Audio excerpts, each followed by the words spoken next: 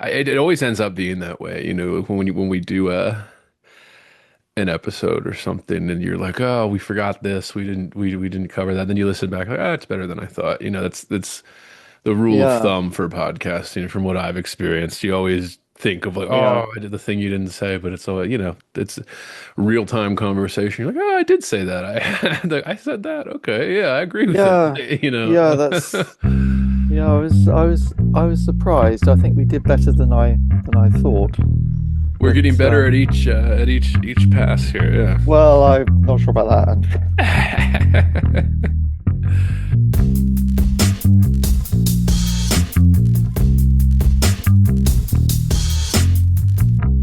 Heavy, Bored. heavy, I am heavy, heavy, heavy. Bored. I may say male is entirely hostile. No! Inner resources, life, friends, is boring. We must not say so. Yeah. So we're on to Ararat, um, which is the collection before the Wild Iris, your favorite collection. So that's one, two, three, four, five. This is her fifth collection. Fifth collection. That's And a yeah. I was going to ask you about, I mean, this is maybe her darkest collection. I Oh, that's mean, interesting. Why'd you say that?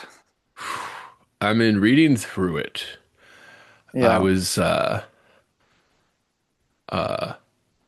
I would say it's also her most confessional too, in terms of a certain, it's so much death.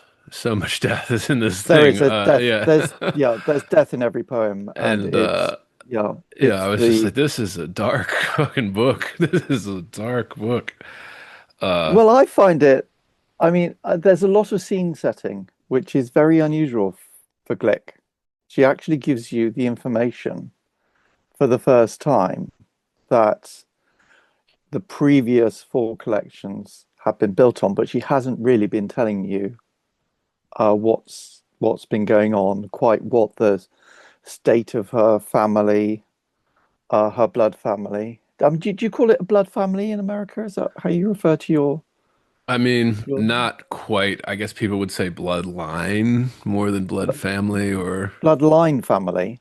not I mean, I even mean, like, I mean, when you're talking to friends and you say, "Oh, my family," and so how do you distinguish between your um your wife and your daughter and your family growing up? yeah, I mean, I guess we would just say, if we did use that phrase, I guess we would say blood relative is the one I hear. That But sounds a bit even, sort of clinical, doesn't it, somehow? yeah, I mean, there's, then again, I don't know it. I mean, I guess there might be regional things too across the country here of how people refer to it. But for things like that, we would just say in-laws or family through marriage or aunt through marriage or something to specify that we're not like blood related. But then, you know, Yeah, uh, yeah, uh, yeah. nothing too specific. I've sort of trained myself to say blood family when I'm referring to my parents and sibs. So, and my family, um, to refer to my wife and three sons. So it's to me there's a distinction, but it has been a deliberate choice, I think, by me. And there's a lot of talking about, I don't know what the divorce rate is in America, but it's like I think it's like 50% Yeah, it's in this around there. country. Yeah. Yeah. And then It's did you know the divorce rate for the second marriages is 70% or even higher? that makes sense. Yeah. Not to me. I mean, Yeah, it's and interesting. It's yeah, interesting that how that plays out culturally, and did you say even across continents now we're talking cross culturally? And again, there's some similarities, right? Like American culture was birthed from British culture, and then like yeah, yeah, but it's been a couple hundred years, so there's differences, but yeah. I mean, I think it is something about the way we just I don't know. I don't know. Just the Well, I way. mean, now we talk about extended families, Yes, yeah. because which is a kind of an easier. It sort of trips off the tongue a little bit easier, does it more easily, doesn't it? An extended family. But anyway, the reason we're talking about this is because if you're interested in families, then I think you're going to be interested in this collection. I think it's her most family orientated. Um, it's a sort of lodestone of um, little nuggets of information about her childhood. Yeah, and you bringing that up, when I was reading through this for, taking notes, preparing for this episode, I was thinking to myself, this is basically her like life studies. This is Mm. her version of that. It feels that way, and you kind of get those little like, yeah, it's not even as detailed as something like life studies, where Lowell goes into his, great great grandfather who was an admiral in the British Navy, and like they came over and the Boston Brahmin stuff, like all of these things. Doesn't feel very Uh, real, that though, does he? When he starts going right, on about that, you think, right, yeah. it's like he's And it's writing stuff from usually a kind of painting or boring. something. Yeah, it's kind of Yeah, boring. Like when I you're never just getting really got that. facts about his Yeah, rank in the Navy and stuff and blah blah yeah. blah. It's just not quite. I mean, I love Skunk Hour from that Oh yes, yes. collection, and the sort of what was the blue poem about him being in psychiatric hospital, Oh wasn't it? right, right, right. Yes. Yeah, that's one of my first collections I ever bought, but I think I was a bit disappointed with it, really. I mean, apart from those two standout poems, I sort of didn't really want to read about his great great grandfather particularly. Yeah. If it's called Life Studies, you know, I mean, I didn't really, I mean, it's such a famous book, and it's supposed to have started off this whole confessional poetry. You might, Uh, I mean, Lowell's stuff, even before he went to the confessional stuff, I mean, have you read any of the, Quaker Graveyard in Nantucket and kind of, yeah, we talked about that. Do you yeah, remember? oh, right, right, right. Yes, yes, yes. I We like talked that about that. stuff better than his life studies stuff. Yeah, it's just, and again, it's very embellished. It's very complex. It's difficult. Like he writes, his first few books are hard books. Like he spent a lot of time writing, and you can tell the difference when you're reading through something like life study. There's just a richness to a book that is, I don't know, labored over in that kind of technical way versus labored over in this kind of family details that, maybe his Yeah, but most I of us mean, aren't that interested in, a bit of a spoiler from some of my No, please. conclusions, Yeah. but I did write that, it's almost commonplace, isn't it now? These kind of poems about families and about mothers and fathers and childhoods. And I wonder if Glick is responsible for a lot of that, making it commonplace. Because I mean, every single poem in this, unlike life studies, for example, it's like, Right. you know, every single poem in this collection is embedded in her childhood. That's certainly not the case in life studies. So she's sort of generated this whole, I don't know, what do you want to call it? Genre? I don't know. And now we take it for granted, and it's gone all, it's the diaspora of these incredible, you know, Yeah. poems has exploded into the 20th century. And maybe the source of that, one of the sources of that is this collection. Yeah, especially when I don't know, I'm thinking of like Plath's daddy and stuff like that. There was a thing, and it was because of the confessional greats that came that were doing this kind of family. It's interesting with how it plays out here between the male writers and the female writers.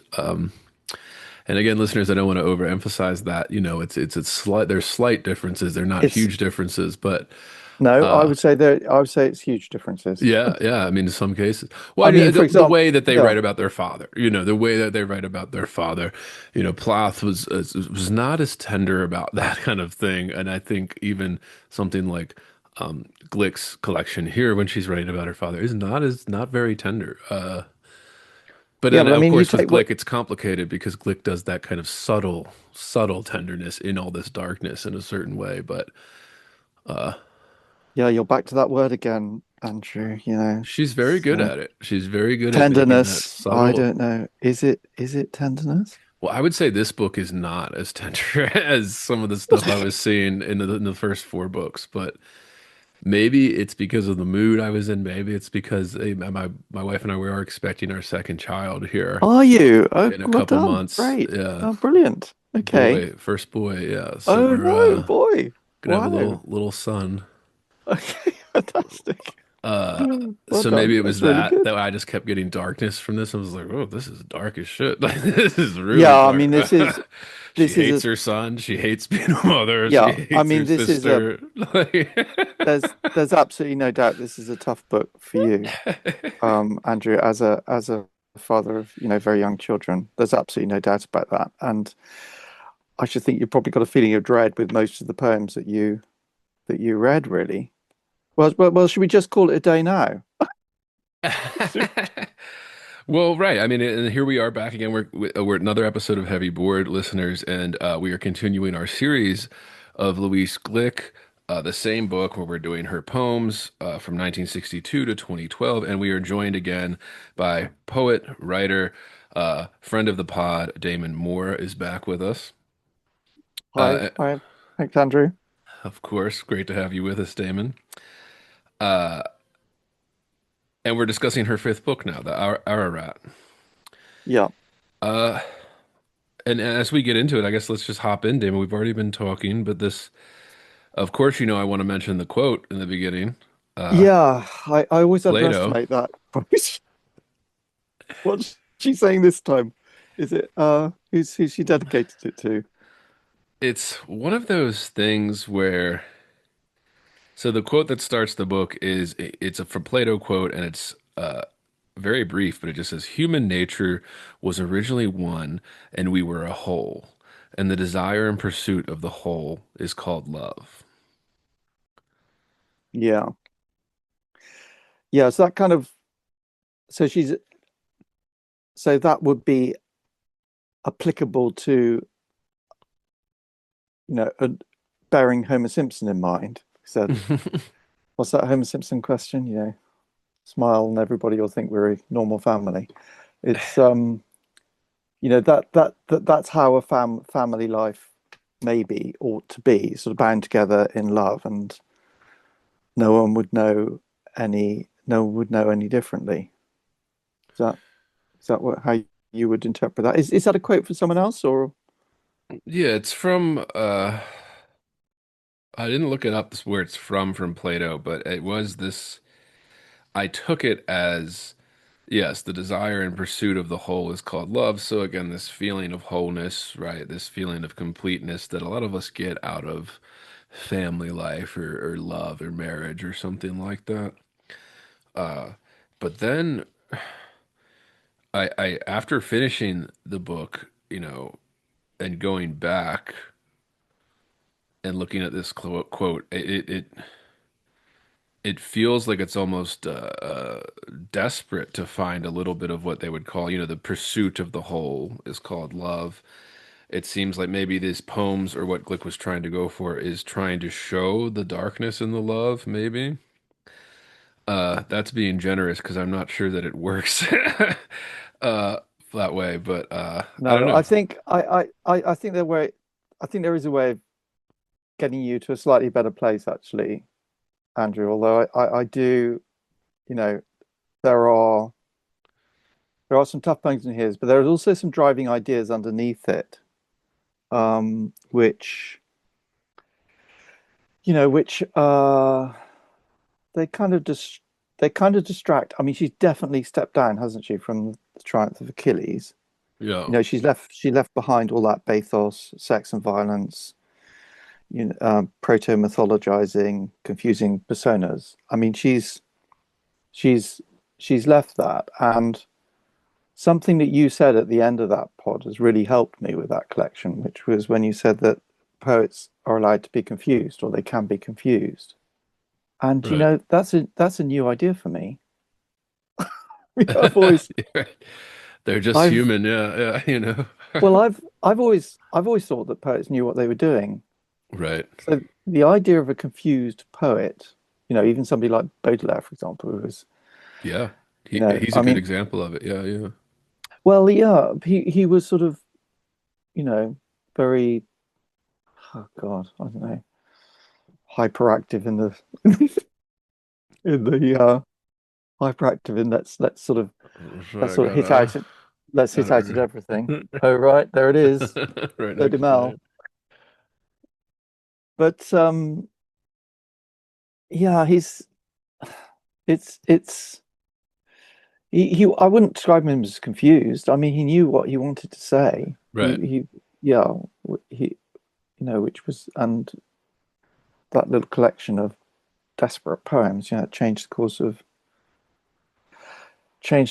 the of romanticism. So it's it's very, very influential. I don't think he was confused. He knew what he was doing. So I mean, I haven't been trying to think of a confused poet um, that I could put in the same sort of experience as I had when I read The Triumph of Achilles. But It's, I often, since you're bringing it up, I often wonder when we think about poetry, and this isn't something I've written about or something, just loosely thought about in terms of, being full of contradictions, like the way that we process information, most human beings, most of us, if we're not autistic or something, process the narrative, right? We need to have the narrative.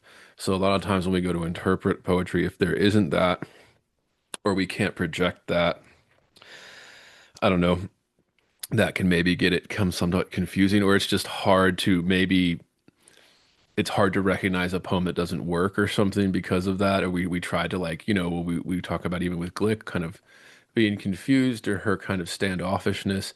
I don't know, maybe we're trying to force a narrative just to make it make more sense to us, as we're trying to read through the collection. no, Whereas, I think The Triumph of Achilles is a collection of a deeply confused psyche.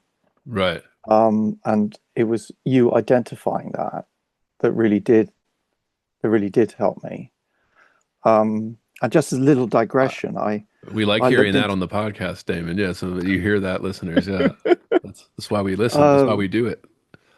just as a little digression, I I came across this review by um, James McCorkle and about the Triumph of Achilles, and he starts off by saying some pretty standard things. So he sort of says Glick creates drama through the urgency of an implicit and revelatory dialogue with the reader. I mean, you could imagine a lecturer saying that, couldn't you, to a sort of auditorium Right. of college students?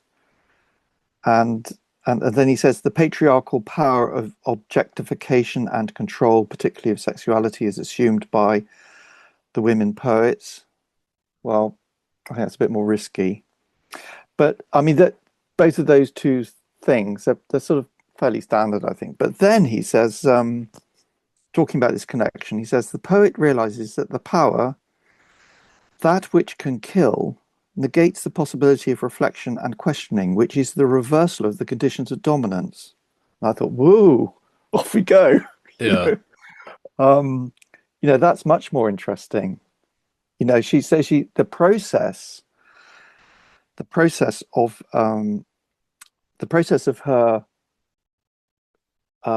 investigation into the themes of the triumph and of Achilles is actually countermanding her dominance, and they become dominant, not her. And then he said, there is a refusal of any rapture with language, the world, or the body. Well, that fits, doesn't it?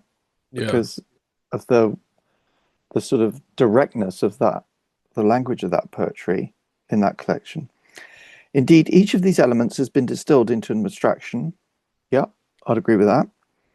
Ironically, only the poet's voice conveys a sense of its own history and narrative, and that is a particular voice forced into desolation and obsession.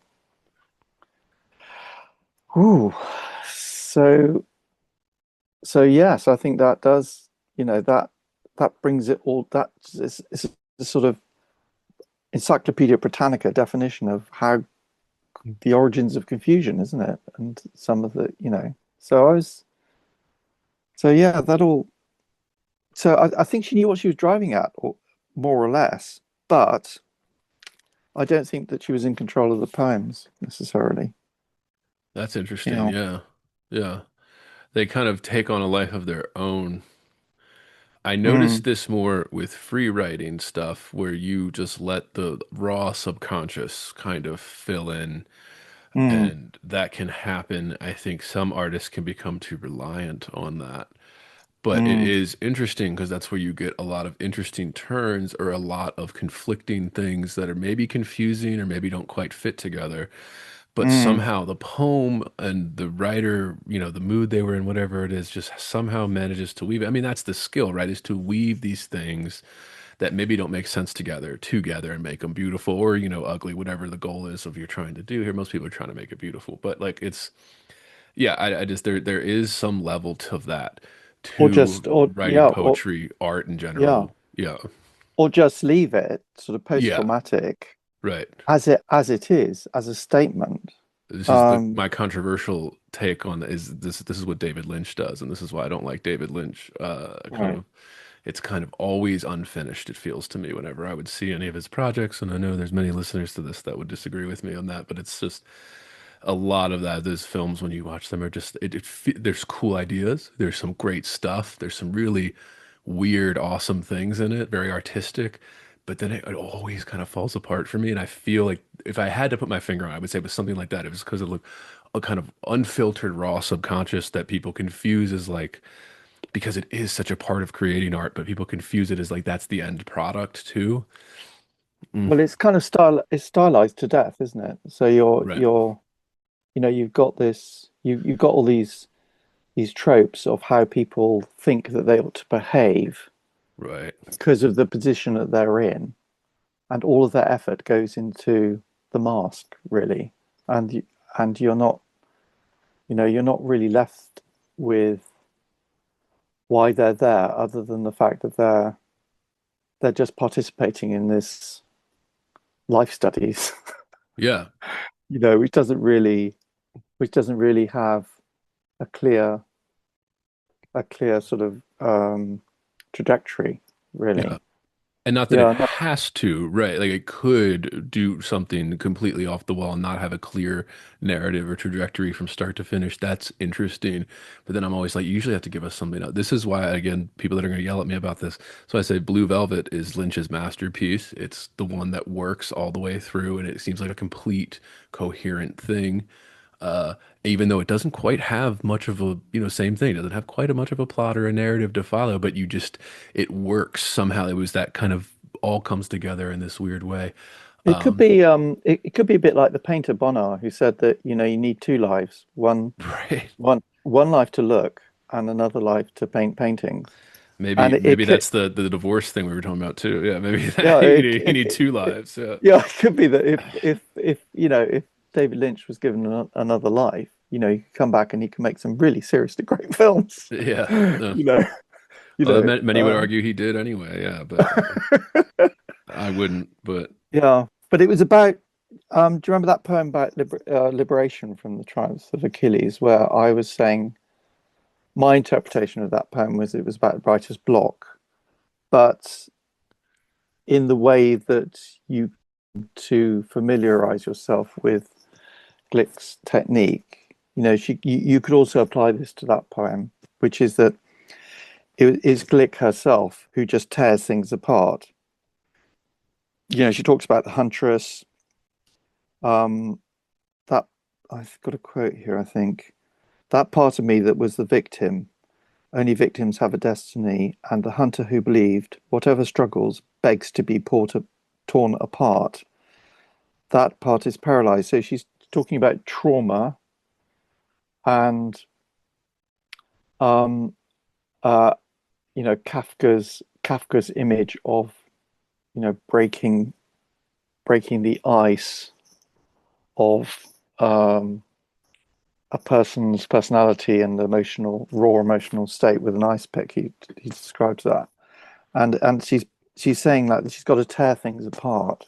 She's got to tear this stuff apart, And then later on in the poem, it says, that creature who could not decide whether to flee or be still, and so was trapped in the pursuer's eyes. So she in that, she is both the hunter and the victim. You know, she both hunts this trauma. She's out there looking for it in this collection, Ararat. She's out there looking for this trauma, looking for how it came about, but she's also trapped. She's also trapped and torn apart by it, both hunter and victim. So Yeah. that's another interpretation of that poem, which often when you read her poems, you think, yeah, okay, okay, I think I've got that. And then you think, yeah, but I've just got one plane of that. I think there's something else. There's Yeah. something else happening there. And you know Yeah. what struck me most about going into this collection too was it was a couple poems, and I marked down in here as we get into the poems how Yeah. where I felt it the most. But it was about halfway through, give or take, where I started seeing, I was like, man, are these all the same poem over and over again? You know, it almost felt like that. And it was also it felt like her least refined. Like it Yeah. was just raw kind of grief and darkness and like kind of it's, at least for Glick, you know, it's not raw like you would see some of these writers that would be considered, you know, unrefined or something, you know, like a Bukowski or something, just like a raw kind of unrefined Charles carelessness, Bukowski, maybe. Yeah. Charles Bukowski and Louise Glück giving a poetry reading at the same time. That would be, Right. Yeah. Yeah. Interesting that they were writing at the same time. Yeah. And I one mean, was this getting is Pulitzers and one wasn't. Yeah. That's for yeah, sure. But exactly. Yeah, I don't yeah. think Bukowski was getting any Pulitzers, but Yeah. this is it is regarded as a book about sorrow, as you said, a book about death, a mournful book. Um, the critic Dwight Garner called it the most brutal and sorrow-filled book of American poetry published in the last 25 years, and it was published in 1990. Yeah. There is a brutality to this. I wonder if we when we get into some poems, if we think of what we could pinpoint any of that brutality where and I think there's I a didn't, lot. yeah, I Yeah, didn't want to say almost cruelty. she's horrible about her mother. I can't A bear the way mother, she I talks think, about her mother. and her father too. And there's a little self-deprecation in this way she talks about her father in the book. Again, if we're taking what she says to be kind of confessional, which I think this book really, compared to all of her other ones, this maybe is the most confessional one. And maybe it was just like her time in her life where she felt like just doing that and pursuing some, maybe, you know, everyone can have, you know, she had a bunch of other books. She got the prize for the last one, so she could basically do anything, right? You know, that ultimate freedom that comes with winning a big prize and being established in the institutional side of things. Gives you a lot of freedom as an artist, you know, to suddenly be like, I can do whatever I want. And sometimes that can be really interesting. Sometimes it can just be Yeah, like, maybe you should have a little more restriction on it. Like, you but know, it that, doesn't. It doesn't follow through because when we did the Triumph of Achilles, and I worked out that I put forward um my conclusions that Achilles represented her father um to Glick, and on a preliminary reading of Ararat, which I'd done at that stage, I was expecting Ararat, this collection, to be mostly about her father. And she just drops the idea. I think there are about three poems about her father. She just drops it. So right, she's put all of that work, all of that psychic effort into transmogrifying her father, Achilles, to her father and her father to Achilles. And then she just says, we're not doing that anymore. right. We're going to leave that. I've done that. I thought, what?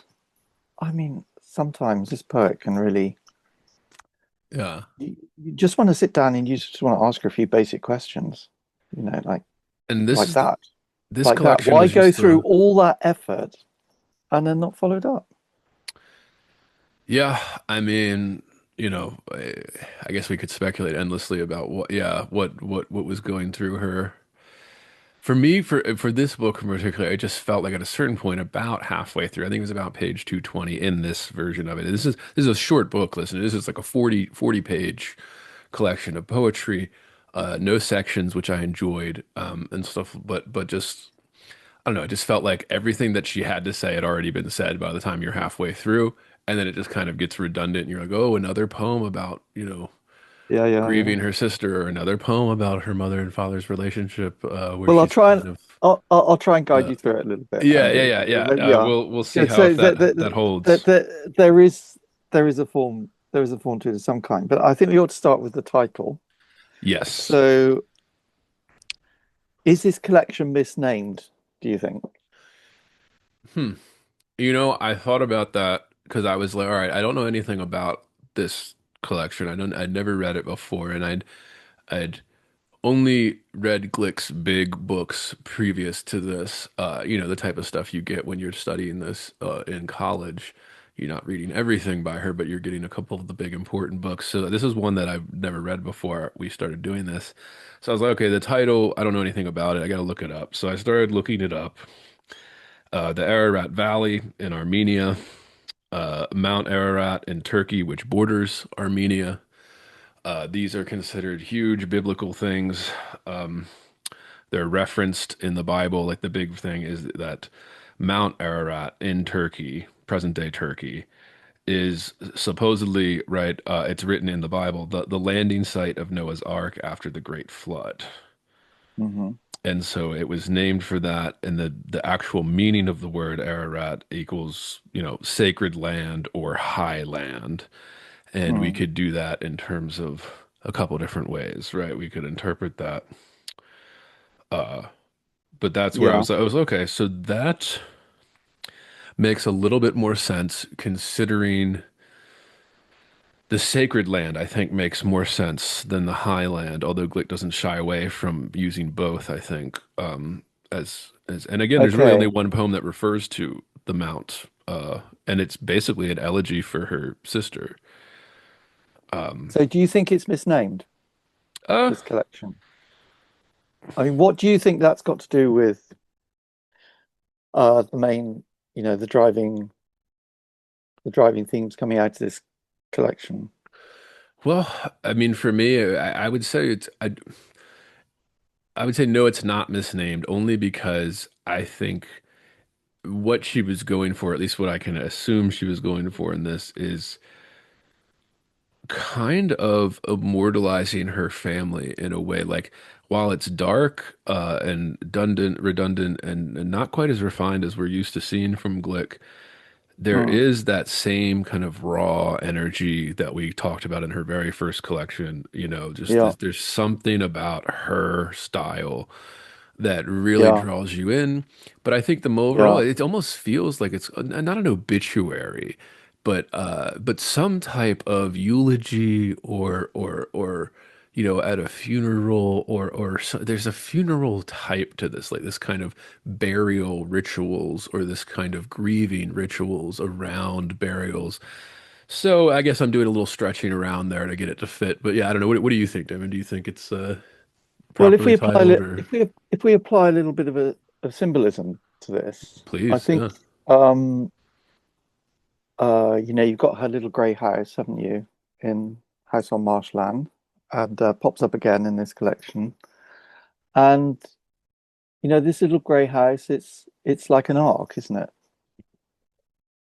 And it's sitting there on the salt marshes of Long Island, and there's Noah with his ark, and inside the ark are his family, um, his three sons, their wives.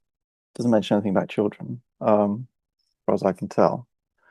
Um, and from this group, God is going to start again, or Yahweh in the Judaic tradition. So we're going to look a little bit, I think, at Glick's Jewish heritage, which we haven't done. Hmm. Again, And the Armenian connection, yeah, with yeah, the yeah. and as you would say, shout out to any rabbis listening because you know, this is intense stuff for the Judaic religion. So you've got these three titanic figures: uh, Noah, Abraham, and Moses. And I will make an appearance in this collection, although Abraham only just peeps in, and I might have sort of not quite got that right. Noah's the most ancient. His story goes back to the Middle Bronze period of ancient Greece, so it's like 3,000 to 4,000 years ago. Right. And it's an incredibly important story, um, because it's the first covenant that God or Yahweh makes with his people. And his people are the Israelites, Yeah. or they will later become the Israelites. I mean, at this stage, they're not Israelites. They're sort of tribes of Canaan, I suppose, after Abraham. But um, God has decided that he's had enough of the behavior, evil behavior of human beings, his creation. I mean, if you think back to Lamentations, do you remember? Yeah. God with his golden eye, and he's flowers are springing up and beautiful creation is springing up, and then he's got these two, this human being he's created, these two human beings he's created, and they're just causing trouble. They're causing problems because they have asked for the one thing that he doesn't want to give them. He doesn't think which is control over their own souls. Yeah. Why can't a human being just be like, just behave like all these other beautiful creations that he's creating, like, butterflies or Right. rabbits or or sort of beautiful flowers. Why can't they do? But no, they just don't. They're difficult. They're awkward. They start asking questions, and God gets fed up with them, and he leaps off, because that's not what God does. God creates. He doesn't hang around to sort out our problems. That's not how he kind of saw it. That's not what he's doing necessarily. I mean, in the Christian tradition, he Right.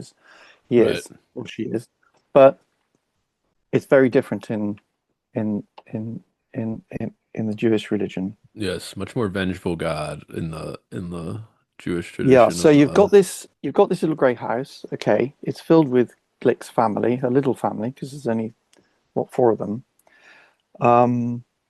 I mean, I think the grandparents come to visit, and a few aunts every now and again. Um, and what happens to the flood? Well, you should never underestimate Glick's water phobia. So a flood that's like brilliant for her, right. all that phobic water coming out of the earth. Um, she she kind of loves all that. So I started thinking about this. And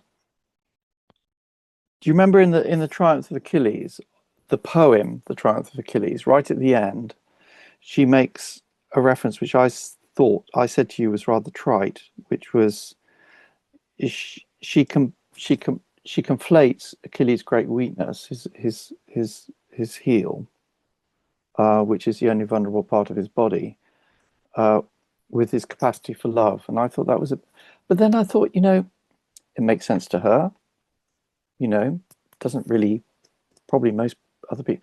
So I thought maybe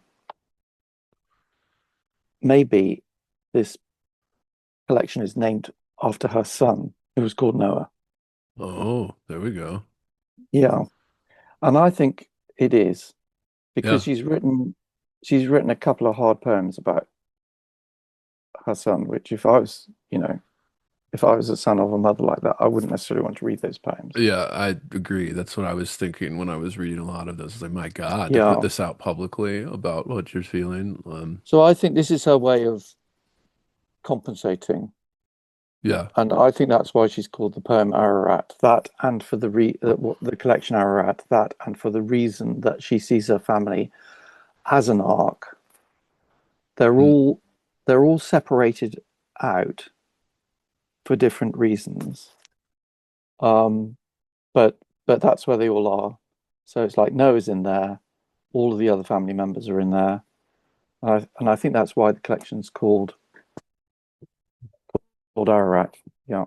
Yeah. I And when think you think that's about why. it too, it's referencing the ending of the Noah's Ark story. Well, Yeah, at least, the big flood, at least there's more to it after that. But there's, when they come out and rejuvenate the earth, blah, blah, blah. Yeah. But, it is like the ending of like, this is the beacon of light after the dangerous, scary flood. You land on this beautiful mount, in the Middle East out there. And, it's yeah, the birds are chirping and you're kind of sitting there. It's finally settled. There's like a little bit of relief. Maybe she's referring to the moment after grief, maybe. yeah.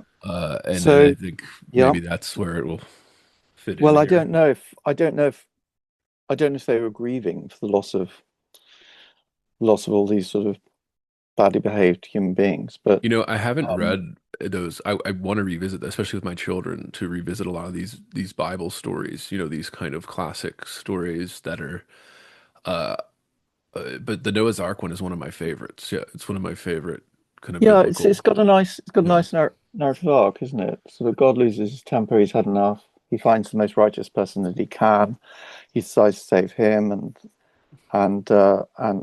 destroy everybody else. But then he has this moment of regret when the waters recede.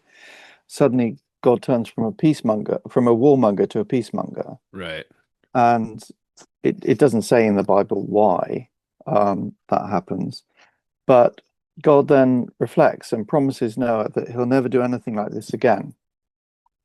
That's right.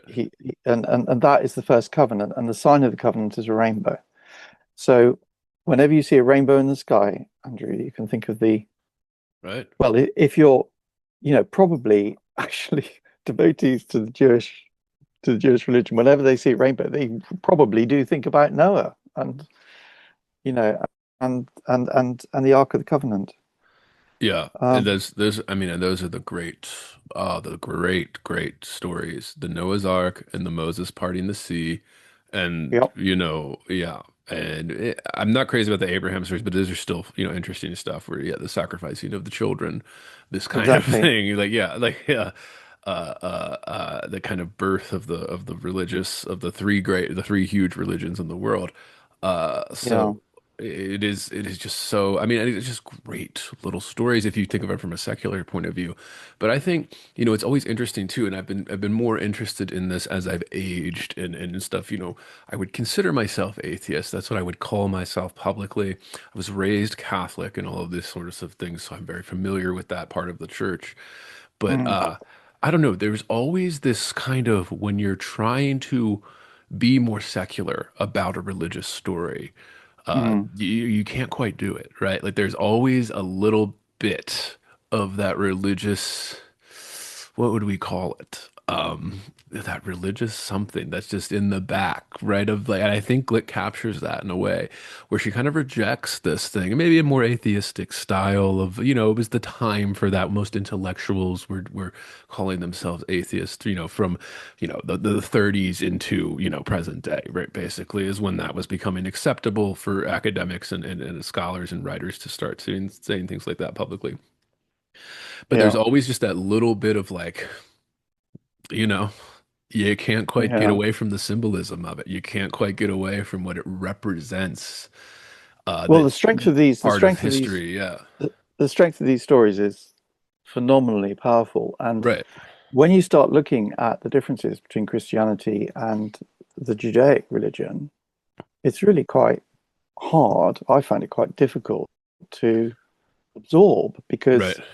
you know, I mean, you could describe Christianity, not to say that word. I suppose my parents were non-practicing Catholics, but you could describe it as a form of capitalism, couldn't you? Because it's sort Right. of, invest early and then you get a big reward at the end, big payout at the end. But Have you the I don't think it's his theory. Peter Thiel has said this. I think it's Rene Girard's theory, the philosopher, right, where he says that you cannot interpret the Old Testament without the new now. Like in terms of that, like once the New Testament was created, it now has forever put a lens over the Old Testament. I don't know, just an interesting way to interpret the kind of, no, yeah, I would say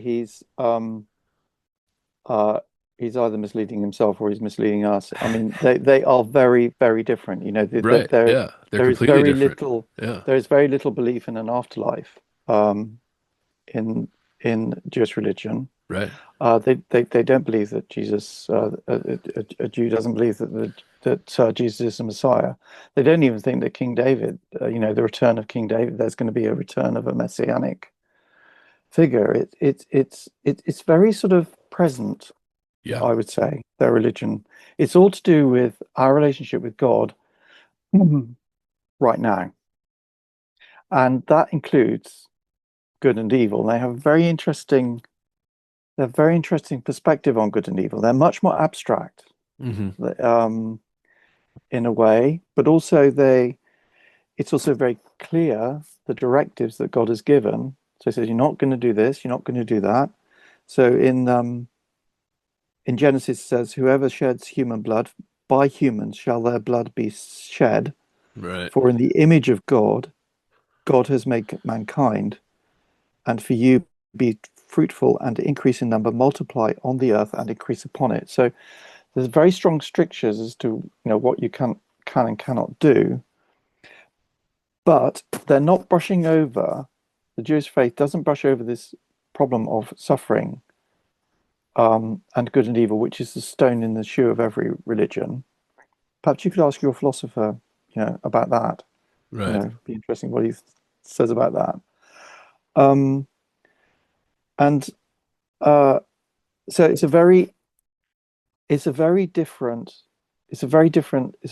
treatment. And do you remember when you said at the beginning you read out those quotes about good and evil, didn't you?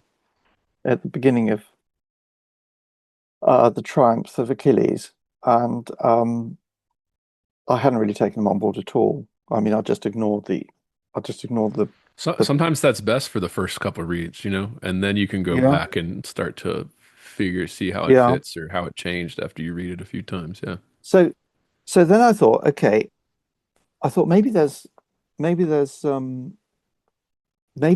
something in those religious poems in the Triumph of Achilles, and there's one in Ararat that's actually talking to this problem of good and evil. Now, the problem of good and evil, as far as I understand it, again, please ring in if you're a rabbi, but the the problem of good and evil, as far as I understand it, in the Jewish tradition, is that God has given us free choice, and good and so you can choose to be good and you can choose to be evil. You can choose to be good and become closer to God, or you can do evil deeds and become separated from God, which is like, that's awful. You don't want to do that. Don't want to get Right. separated from God.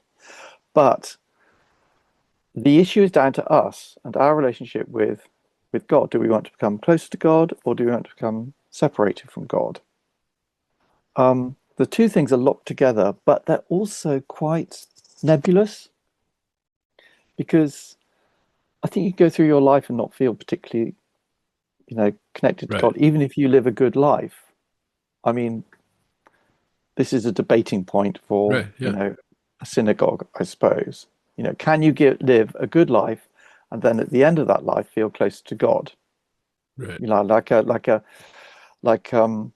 like a monk. There was as a sort of anecdote about a monk, I think, uh, and they asked him. They said, how do you know that you've lived a good life, or how do you know that you've lived a rewarding life? And he said, if I can dig my own grave in the ground of this monastery and be buried in this monastery, I will know that I've lived a good life.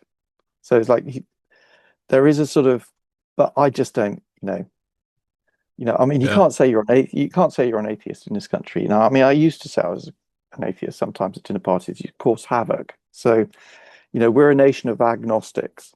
That's what we are. I guess ever since Henry VIII, right? You guys had a little Yeah, confusing yeah, relationship with yeah, yeah. churches That's and what we stuff. are. Yeah. Yeah. That's socially agnostic. Yeah. So that's what we are. It, So I think that the traces of this is why Glick put that quotation at the front of Triumph of Achilles, because she was asking that question. So let's have a look at some poetry. let's do Stop it. talking about It will come all this back up though, stuff. listeners. Yeah. It's a good framing to start because So, we've touched on so much that we're going to go into here with each of these poems. So it's good to lay out the yeah. framework here like we did. Yeah.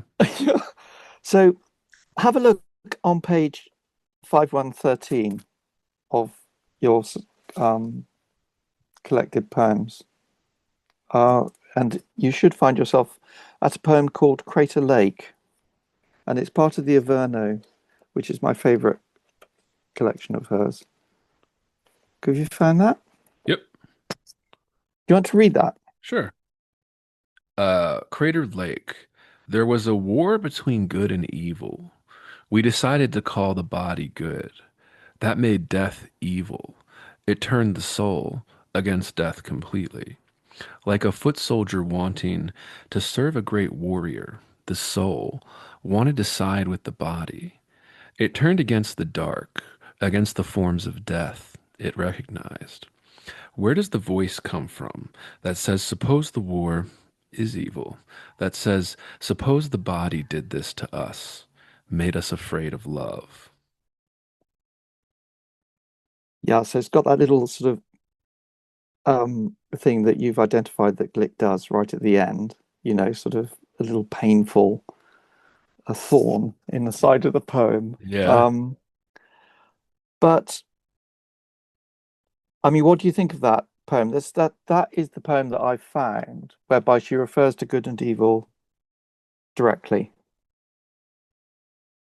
I guess if we talk about maybe there was a war between good and evil, maybe we're talking about the falling of Satan, Don, uh, Wow, hadn't thought of Paradise Lost, wow, essentially, right? hadn't thought of bringing Milton into it. Yeah. Wow. Uh, and really, what's Milton doing in that is he's expanding on the religious story to a point that makes it, very compelling, like a lot of Paradise Lost when you read it. Of course, there's some stuffy stuff to it, listeners here, but I mean, it helps to read it in a course or something with a professor, but it's also just, it's quite entertaining, particularly the war part, when Mm, you have that mm. happening, the trickery and stuff, like it is quite, there's a war between good and evil, essentially. And then we decided Yeah. to call the body good. Again, that goes back to the religious text, but we could also tie in Milton and Paradise Lost, the kind of war for good and evil. Well, Uh, there is a poem called Paradise in Ararat, isn't there? yeah, yeah. That's a thought. That Uh, is a thought. that would be my guess. And then, of course, she has that kind of, we could Mm, equate, made us afraid of love and stuff. We could equate war and evil with the maybe even the desires of the body. There's always this kind of suspicion about sex and love with Glick. She was always very, at least the poems come off in this, and I mean, I think it's a beautiful way that she does it, where it's a very kind of those in between spaces where she's not quite, you can't quite say that one way or the other, but we could interpret that maybe as the kind of sex, the body, there's always this kind of suspicion, want to decide with the body, like yeah, a foot soldier yeah. wanting to serve a great warrior, the soul wanted to decide with the body, it turned against the dark. No, I think that's a brilliant insight, Andrew. And you could be absolutely on it. I hadn't even thought about that. Hey, There I was a love. war. I'll take it, Damon. I'll take it. You hear that, listeners? I'm brilliant, and I mean, my interpretation is goes back to Lamentations. So God isn't going to help us because we've asked for the one thing that God can't give us, which is control over our own souls. And that means that Glick can't go into the underworld and be united with her dead sister. And in this collection, Ararat, that is a problem for people in this collection. They can't reunite themselves with the people who have died. The aunts, the grandparents, the mother. right. They can't reconnect themselves, and that is a problem throughout the whole connection. So I feel that Glick raises this issue of suffering, which is the issue of good and evil, Hmm. and she decides to blame God, which is why she paints this amazing picture of him becoming fed up with us and leaving the earth, but still admiring his own creation in a kind Yeah. of narcissistic way. Can you have divine narcissism? I don't know. I, I you know, I think it is. I mean, this is something I've been more interested in, even from like an intellectual standpoint, but I think also from a spiritual standpoint.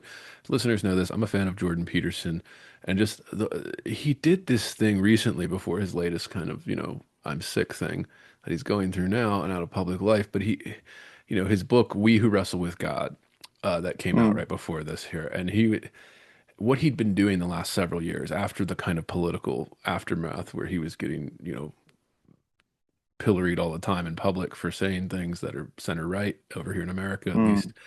But he just did these interpretations of the wisdom that is in these Bible stories, and he talks about like it's a constant thing is they ask him, "Do you believe in God?" And he never mm, quite answers the question.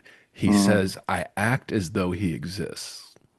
Yeah. Like, and it's not quite an answer, right? Like, it's not quite but then the more I think about it, the more I'm like, hmm. Maybe that's something like an interpretation like that. This is what complicates the religious stories when you try to take a secular lens over them as just, oh, interesting literature or something, right? Whereas Mm, the morality tale, the wisdom tale, the kind of fable aspect of it, like there's something deep in our psychology about this that's a conflict, a deep conflict.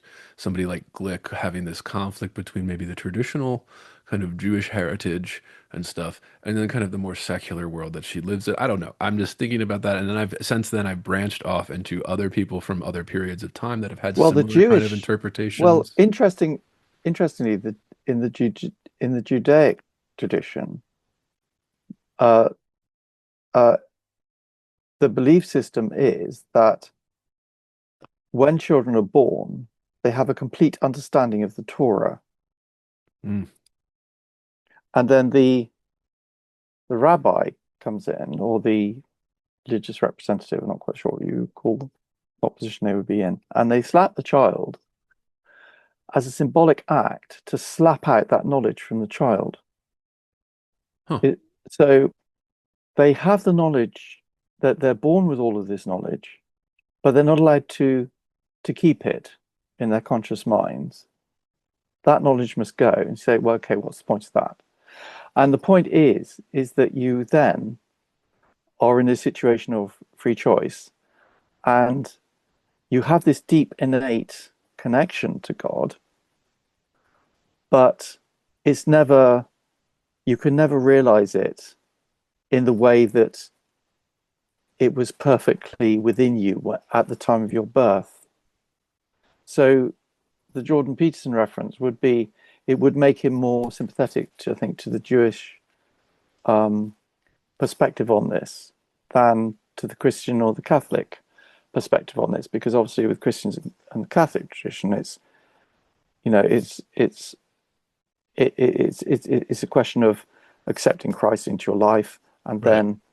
then you become a Christian, and you become a better and a better and a better and a better Christian the more that you learn more.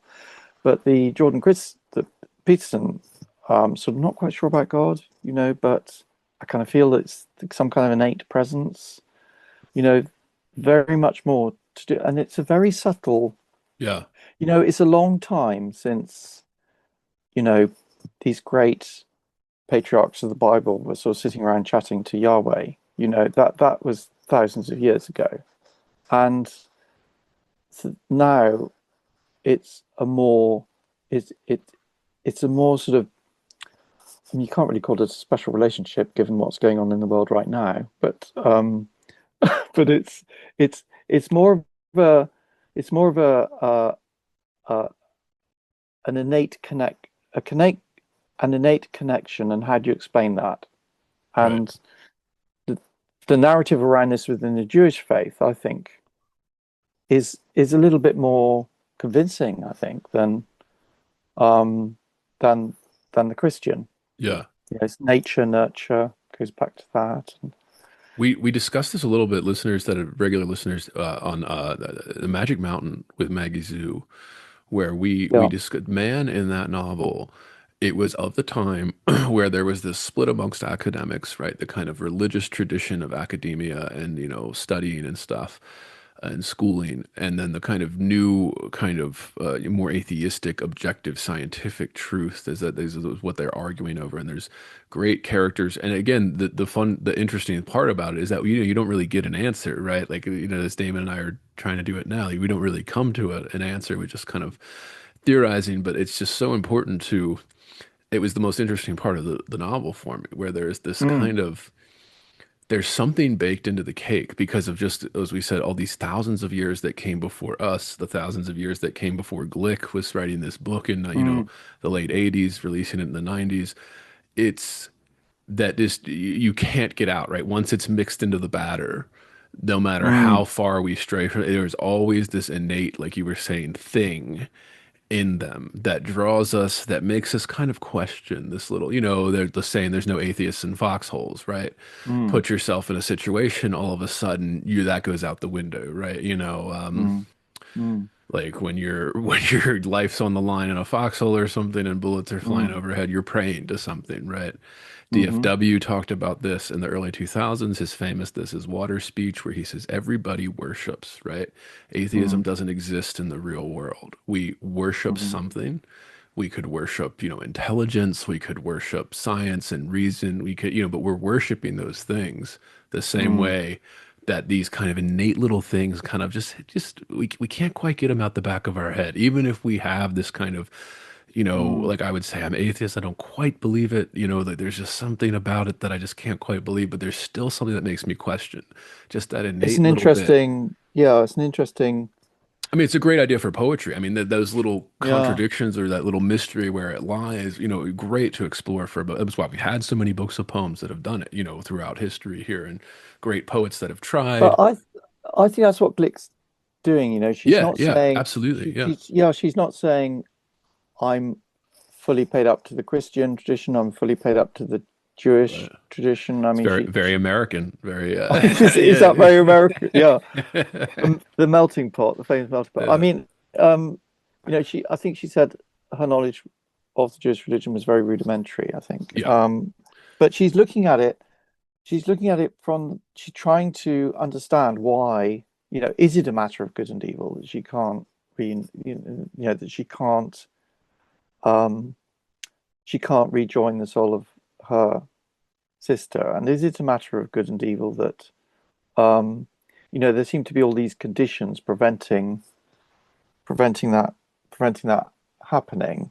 Yeah. And I think she's just saying this is the side effects of two disappointed parties. We're disappointed in God because he's left us to deal with our own problems, and we wish that, God would deal with our problems, or at least look as, show a bit more interest.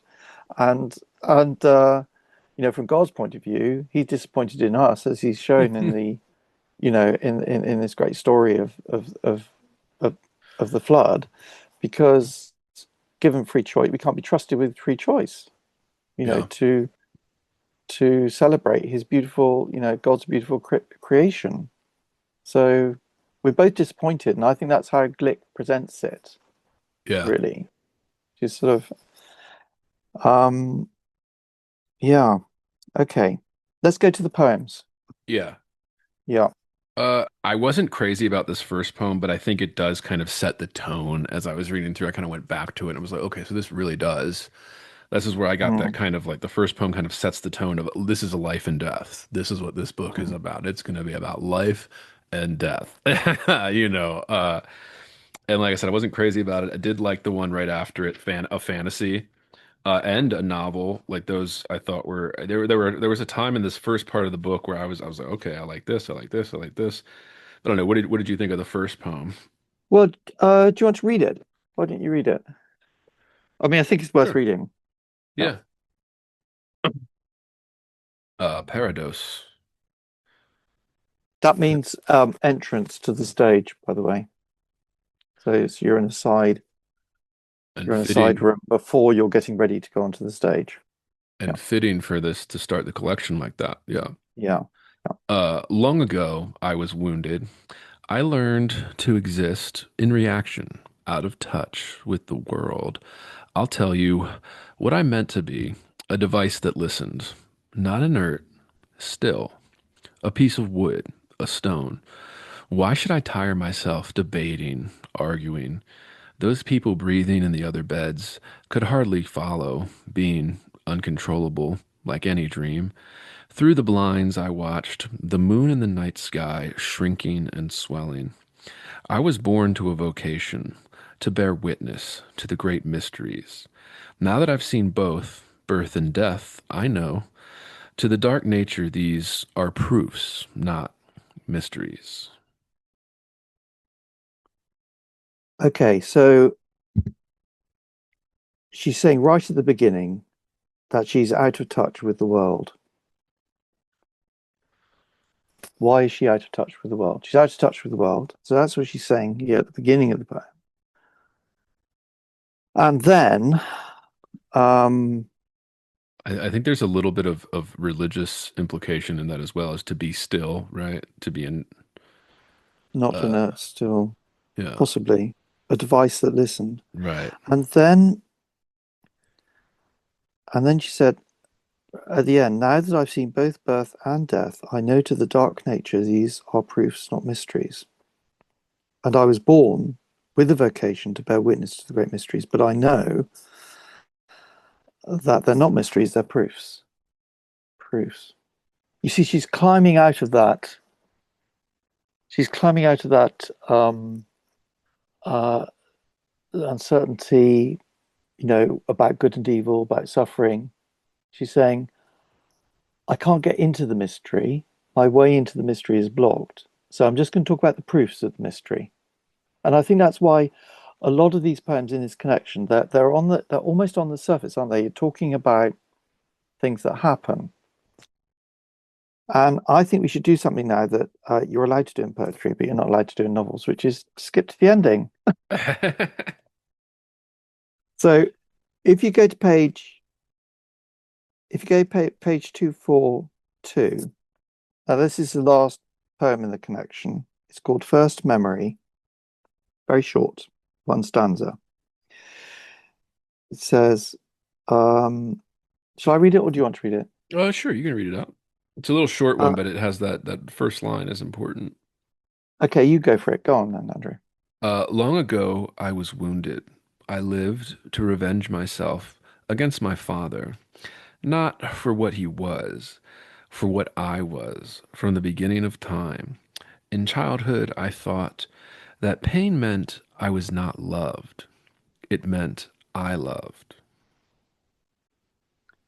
Yeah. So I changed that last line because I thought I could improve it.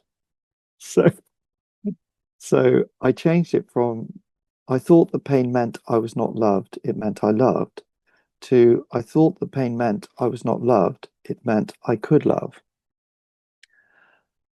And she's talking about the same things in these two poems, isn't she? She's saying, in the first poem, I'm out of touch with the world. Why is she out of touch with the world? She's out of touch with the world because she wasn't loved. That's what she's saying. And she wanted to revenge herself against one or other of her parents from that and against her childhood. And she's done that by proving, offering her proof, and she's stepping away from the mystery. She's going to come back to the mystery in later connections.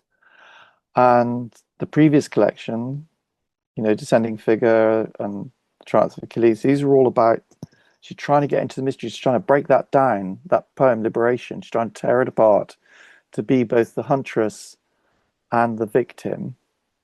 But in this collection, she's saying, I'm just going to offer you the proofs.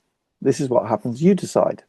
She's not actually saying you decide Right. because she's already decided for us. But that's that sort of sets the tone for me for the, for all these poems, really. Again, that kind of great, right, the almost coming of age realization, right, where you get this kind of you think, that when you're in pain, it's because of something that bad has happened, but it's almost a rare positive poem from Glick. Dare we say this last one? First memory, almost It's a rare it's it's positive, like saying it's saying that it's saying I suppose what's positive about it, yeah, she's saying that because I wasn't loved, I can now be loved because I've offered all of these proofs as to how I wasn't loved. I can now love It's because, and yin also she's and saying taking her revenge. Has she taken her revenge? I'm not quite sure about that. just like the yin and yang, right? I don't know. I Well, mean, I've got this big problem over the word forgiveness. I mean, people use it and they use it all the time, and they sort of, it's like it's assumed that people know what it means, but I think it's an incredibly difficult, yeah. entangled word. This is why the religious texts are so preoccupied with forgiveness. Yes, because it's so and and I'm not sure it really exists. I've never yeah, been sure. interesting. I've never been sure that it exists. And in this poem, First Memory, the last poem in this collection, she's almost saying she's not convinced either. Said, I was wounded. I lived to revenge myself against my father. So I've offered all of these proofs, and I've tried to revenge myself against him from the beginning of time, from childhood, and she doesn't say I'm forgiving anybody, does she? No, and And yeah, she certainly doesn't forgive her mother, that's for sure. yeah, and I wonder if it is like because I imagine I'm assuming I don't know I'm assuming this happened. Her father died in the middle of her writing this collection Let's have a look. because I mean maybe it, He died in 1986. So yeah, she was on her way to writing this collection yeah because right there was after five-year Triumph gap. yeah Yeah. right after Triumph yeah so she But she gets doesn't, I all mean, these prizes and then her father dies.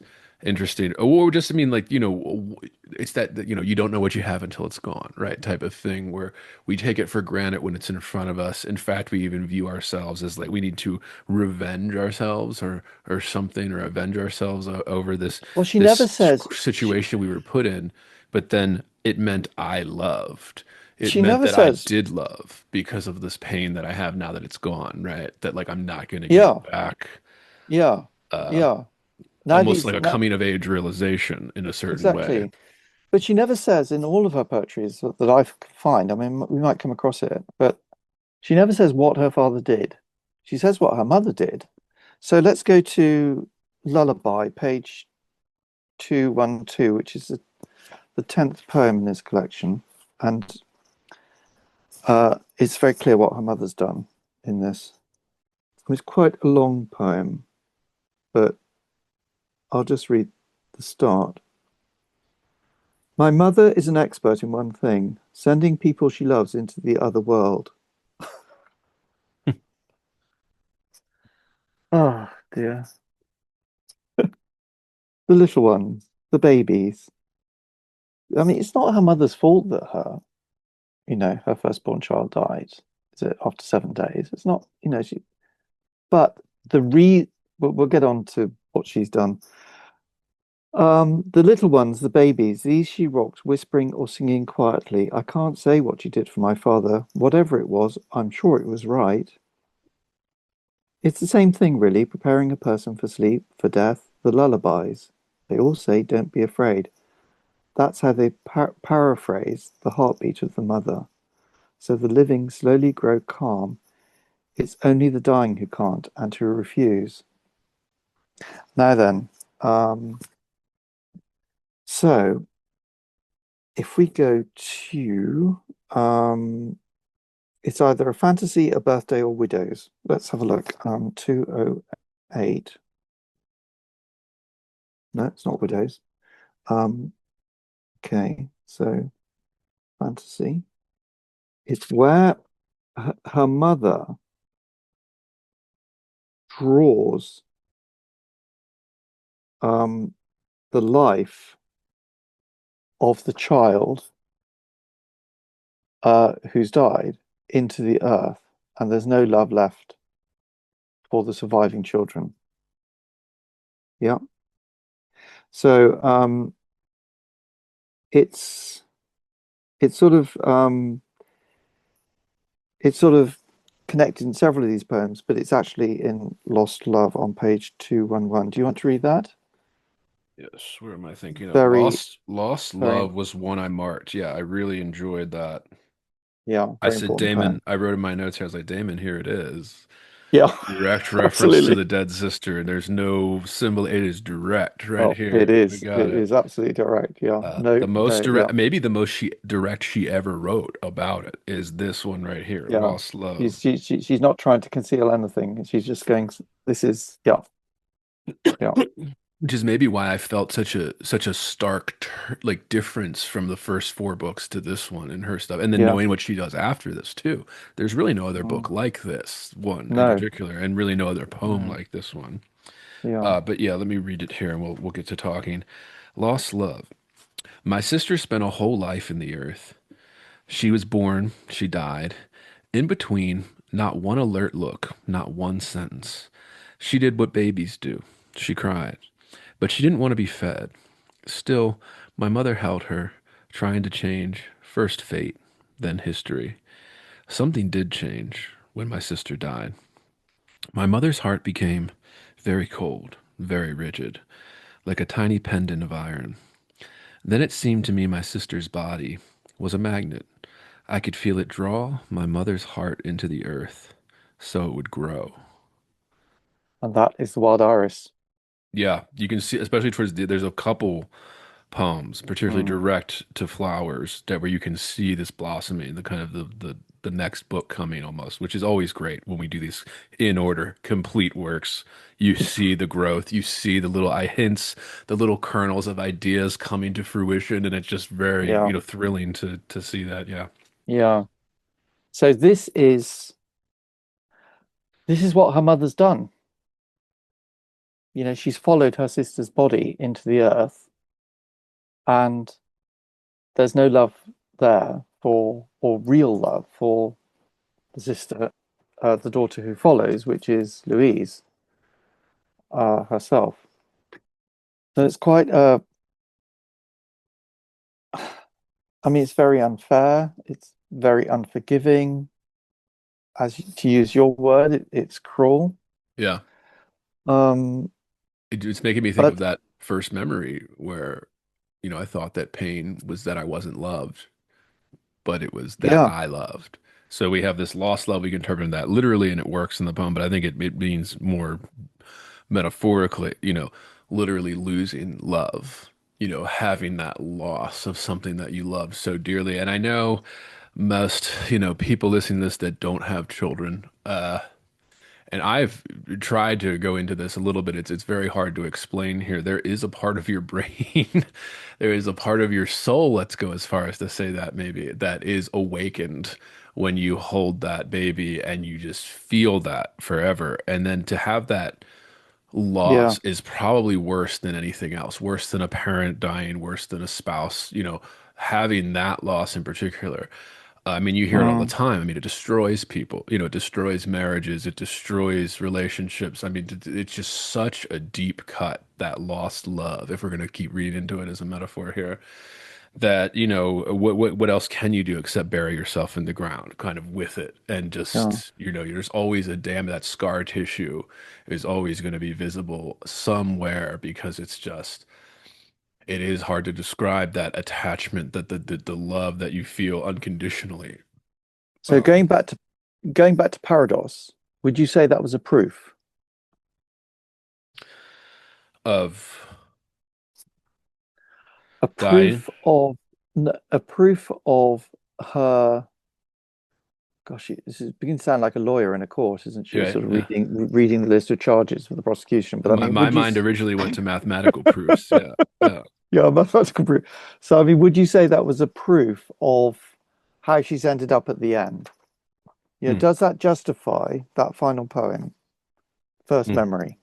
Would you say that she has presented the proof as to why she wasn't loved as a child and the effect that that had on her from the beginning of time, and that her childhood was ensconced in this never-ending pain of absent or missing love? Or, is that a proof? Uh, I mean, hard to say. Maybe, maybe if we're going to interpret it as a proof, like I would say almost like mathematical proof, where it's kind of just a law, right? Which is trying to refer to it as a law of nature in some way. It's really, I mean, it's not, only she would know, only she would be able to say, yes, you've interpreted this poem correctly, and, or you haven't interpreted it correctly, and yes, that is the proof that I'm offering. But it seems to me to be pretty clear, I think. And you do meet people, and there'll be lots of people listen to Heavy Board who feel that their childhoods had love missing from them, and that has consequences. And it's the parents often behave as if, that just by, to use one of my parents' phrases, coping with life. Love the word coping. Yeah. If if they're coping with life, then they're doing right by their children. But what their children really want is their parents' love and undivided attention. And if you haven't got that, and that's why I think that's something that you could think about with this book, Andrew. So it's not just about death and the tragedy of all of that, but it is about an examination of missing love Yeah. and the effects of that and how that can be described as a kind of death. Um, and it does end on a positive note. This collection, I feel she does come through it with a measure of that she's overcome it. And the desire and the pursuit of the whole is called love. That Mm, Plato quote, right? Yeah. mm, yeah, To feel whole or to feel complete. Like there is yeah, that. Yeah. yeah, It might arguably be the most important thing in a human psyche to feel that wholeness in some way. exactly. Now Yeah. she's still got problems in life, as she enters adulthood. She wants not to want, the whole anorexia. She doesn't trust Right. husbands, she doesn't trust life, she doesn't trust art, she doesn't trust her. She pushes material towards a transmutation that never actually happens. The material doesn't respond. Often it's just dead on arrival. She's just asking herself, she's pushing herself into places and then nothing happens, like as in Marathon, where she goes on this long walk with Soul in the Body, hoping to meet her sister, never happens.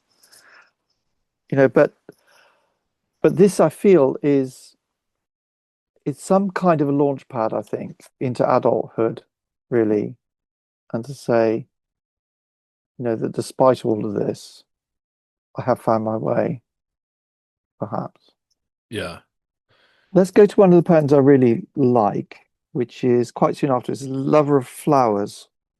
Um, so it's page 207. This, I think, is one of the strongest in the collection.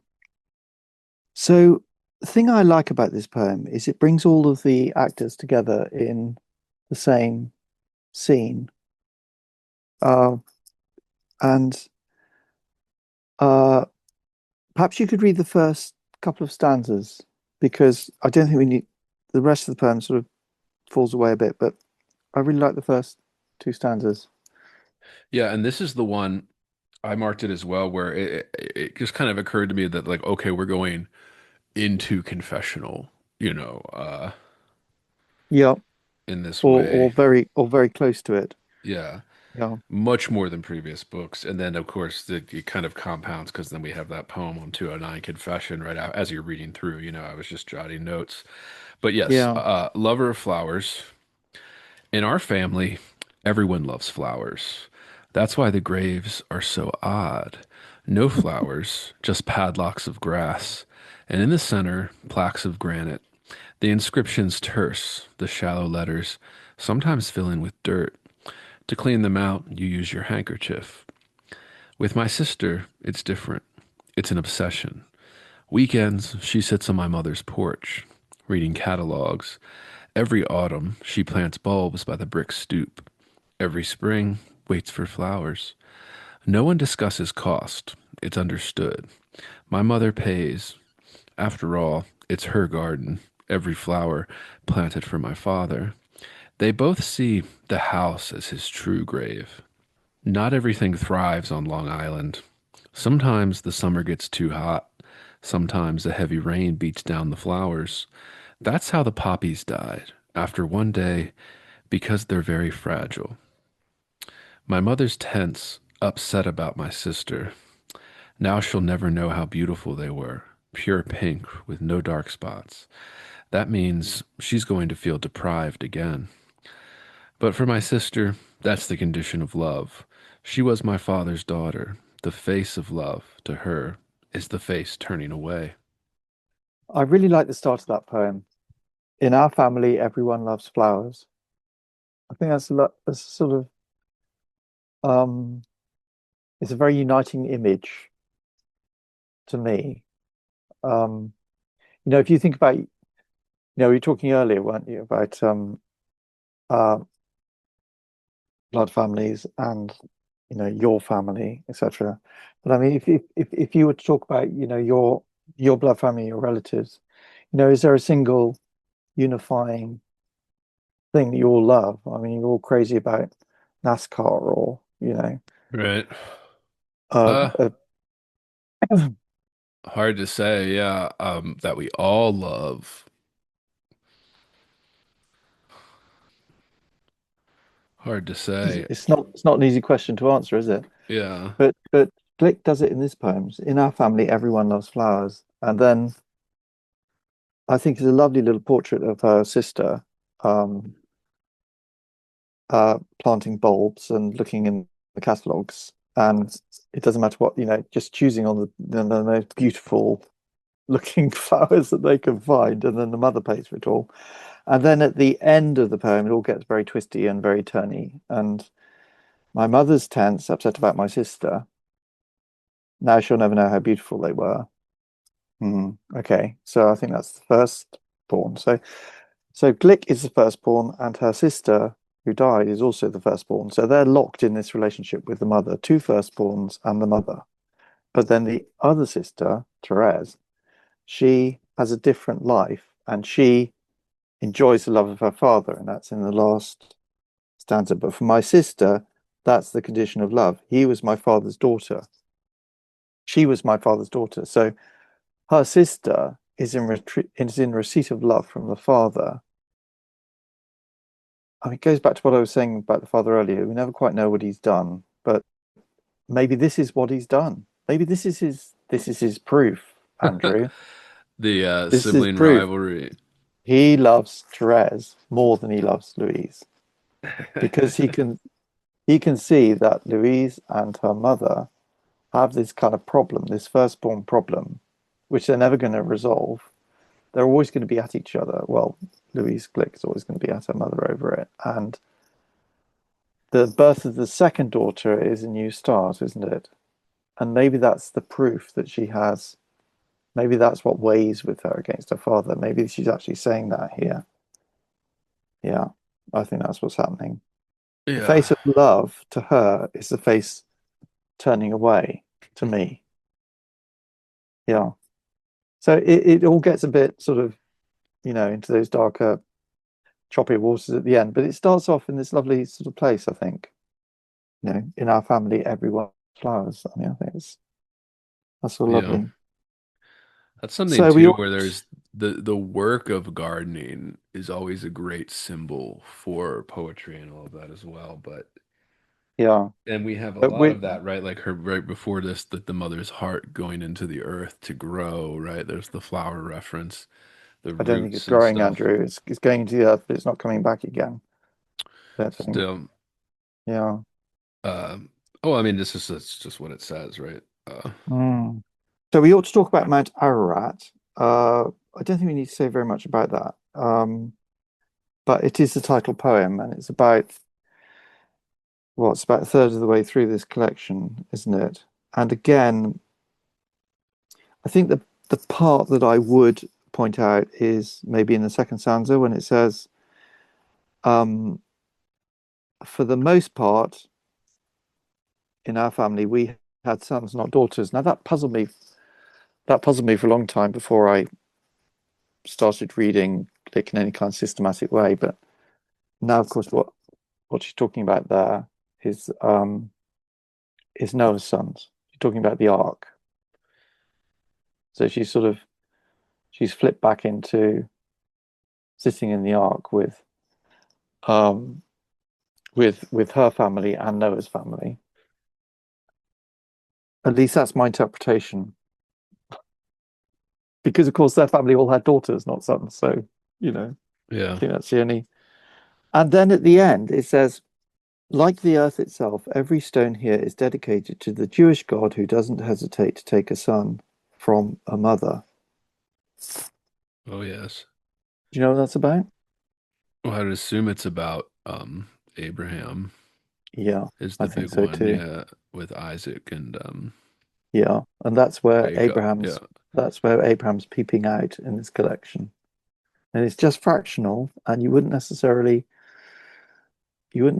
spot it, but I think that's him. And The almost third, even putting the mother of in the situation of that too. And then maybe it's even feminist to focus on the mother's angle because the Bible doesn't even really focus on that angle too much. no, It's more on the no, father. But then yeah, you think of the mother knowing that the son is going there to be sacrificed, blah, blah, blah, exactly. that's it Mm. definitely who doesn't hesitate to take a son from a mother. Yeah, and this So is yeah, again very confessional. so they're all in this arc. The poem's called Mount Ararat. You know, they're all there, I think, and they're all dealing with these family issues, issues of good and evil, issues of suffering, And I think calling it Mount issues of Ararat what next. too, where Yeah. that line in the third stanza, it's a sign that maybe the debt's finally been paid. Maybe they're at the end of this. What she kind of vaguely references the family curse, right? Um, Do you think there is a family? Where does that come in? um, where we said, to this day, I can't bring myself to watch my aunt and my mother, though the more I try to escape seeing their suffering, the more it seems the fate of our family. Each branch donates one girl child to the earth. Uh, in my Okay. yeah, Okay, so in that sense, then her firstborn sister is not the only death of a firstborn child supposedly in their family. her It cousin, yeah, must have happened nothing. before. Well, that nothing's sadder than my sister's grave, unless it's the grave of my cousin next to her. And Hmm. she's talking about her aunt and her Okay. mother. So I guess they each had a young Okay. daughter die in those days. Yeah. Okay. Okay. Right before we kind of really just kind of completely eliminated infant mortality in a Yeah. made it a very Yeah. small, right before Yeah. modern medicine was making sure that that usually didn't happen without being born with some massive defect or something like that, or something didn't form right, or whatever the kind of various syndromes and things. But it was just a healthy Yeah. boy and girl. We usually we're kind of Yeah. past them having a any type of risk of death in the first. Although it's not completely gone, it's not completely gone, but it's still, yeah. I don't know. There's something like that, and I think maybe even like calling it that, because again, the Mount Ararat's supposed to be the happy ending of the story, right? Like they survive the turmoil and they come Well, out alive. And... it's the beginning of everything all over again, isn't it? Right. Yeah. As in her last poem, First Memory. You know, it is called First Memory, isn't it? Yeah, First Yeah. Memory. So it's like first memory. Now that the waters have receded, now that the earth is prepared for everything to begin all over again. So yeah, that works. So let's go to, unless you want to look at anything, let's go to The Untrustworthy Speaker, which is one of her most important poems that she ever wrote, I think, in terms of bringing some perspective to how to read her poetry, I think. So it's like a primer. It's like a bit of a primer, really. Um, you want to? Could you read? It's quite a long poem, Andrew, but I Sure. think you want to read it. The untrustworthy speaker. Don't listen to me. My heart's been broken. I don't see anything objectively. I know myself. I've learned to hear like a psychiatrist. When I speak passionately, that's when I'm least to be trusted. It's very sad, really. All my life, I've been praised for my intelligence, my powers of language, of insight. In the end, they're wasted. I never see myself standing on the front steps, holding my sister's hand. That's why I can't account for the bruises on her arm where the sleeve ends. In my own mind, I'm invisible. That's why I'm dangerous. People like me, who seem selfless, we're the cripples, the liars, we're the ones who should be factored out in the interest of truth. When I'm quiet, that's when the truth emerges.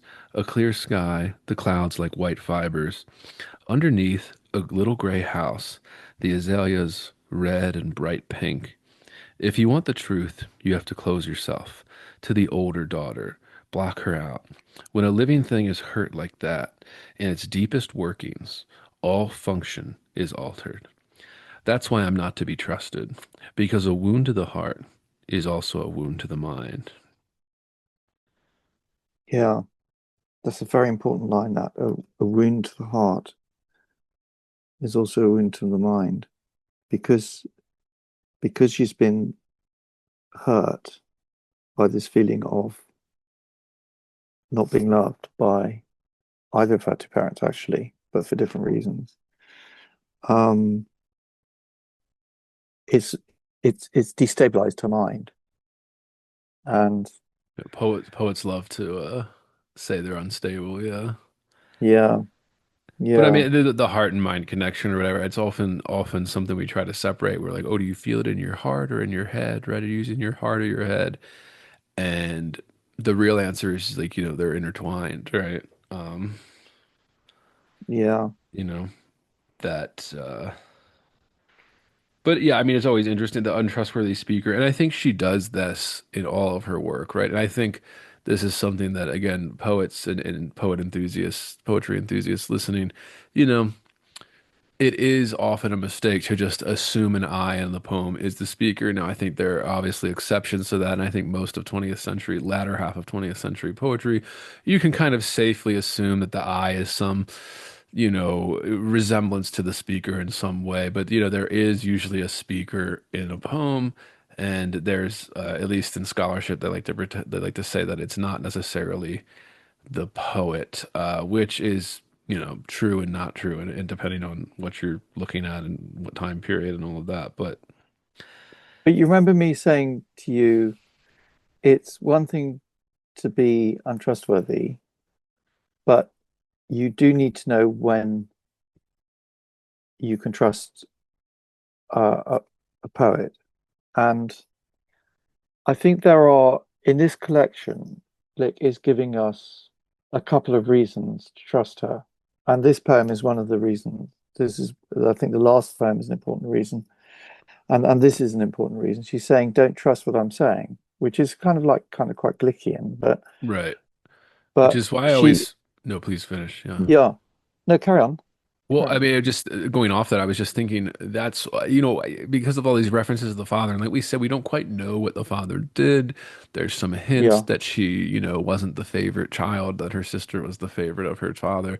Hints of that. But then again, at the same time, it's like, yeah, how much should we read into it? How much of this is being honest completely, and how much of this is embellishing? How much of this is, just messing around because you're writing a poem and it feels like it's what you should do? I mean, it's hard to No, take it as, yeah, she is dead serious about this because I mean in her Nobel Prize speech, do you remember she said that she she's always since very early childhood the idea of the connection between the reader and the writer is something that's incredibly important to her. And when I was when I read through that speech, I think it's a video of her actually um, uh, sort of going over some of the main ideas in that Nobel speech that she gave. Uh, you could tell she was really serious about that. And I was thinking, well, she just doesn't do that. She doesn't put the reader and the poet on the same page, but she does try, really try in this connection. And I think that she does succeed in this collection in a way that she might not, perhaps so much in the others. So it's it's one of the hardest jobs in poetry, I think, to do that, Andrew. And you shouldn't minimize it. For the writer to hope that the person who is reading the poem to feel the same set of feelings and the same emotional ramping up of of the causes of that, that led to that poem. That's a lot to achieve. It's a lot to ask in just a little block of text. So um, it's a very ambitious thing to try and want to do. And she's saying here in this poem, you know, don't trust me. I think maybe she's saying, I, this is the only poem where I think the word psychiatrist comes in. Oh yeah. I noticed As that far as as well, yeah. yeah, and I think she's saying, I'm trying to be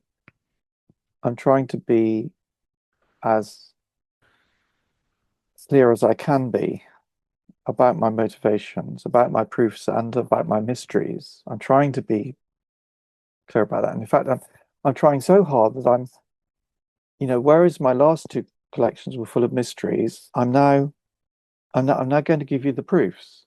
That's how serious I am about this.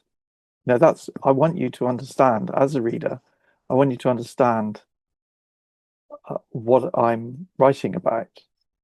So I think I think there's a sort of level of honesty in this, which I think is quite an openness, which is very helpful. When when you're in the labyrinths of trying to figure out what on earth she's writing about, you come back to this poem and you think, well, yeah, you know, got to give her some credit for that. That's the way I see it. And the guard is down in this collection, like you said. Yeah, Yeah, all the way, yeah. all the way through. Uh, So going on from that, Andrew, what do you want before we get to maybe? I'd like to talk a little bit about Brown Circle again, and children coming home from school. I mean, how are you, uh, are there any that you've got marked down?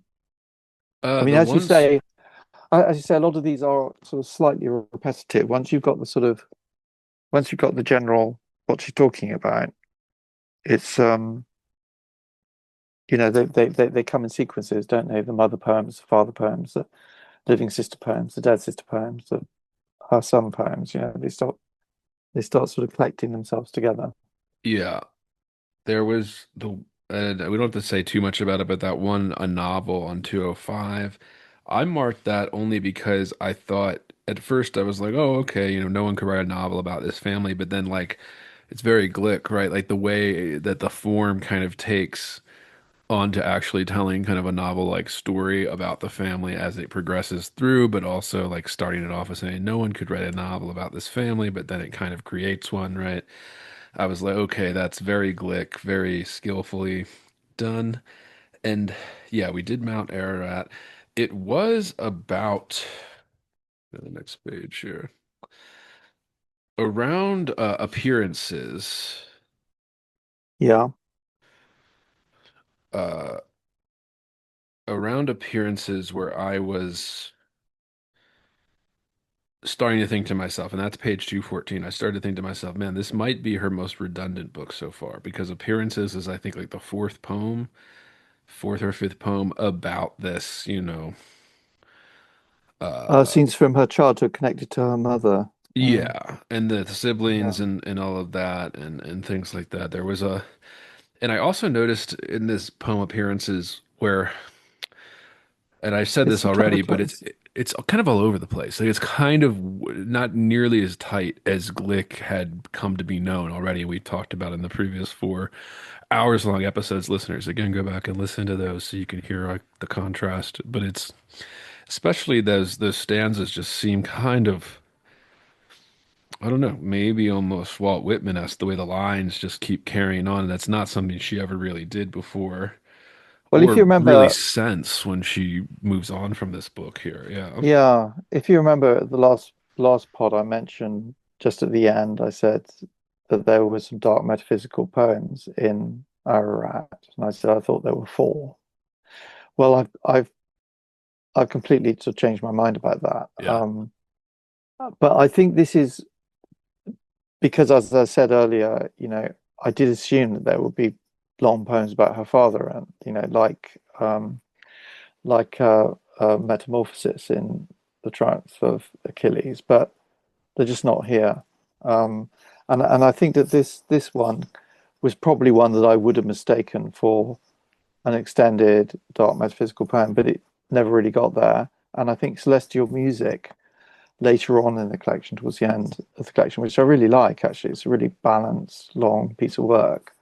Um, I think neither of those have the sort of that driving Glick sort of Yeah. engine that turns them into the dark metaphysical poems. She's But it's almost she's slowing down a little bit, kind of lingering in the scenes. And I think even in that, the yeah. second to last stanza in this one, it's very long and kind of not quite repetitive, but there are just like the same ideas are just kind of being churned over.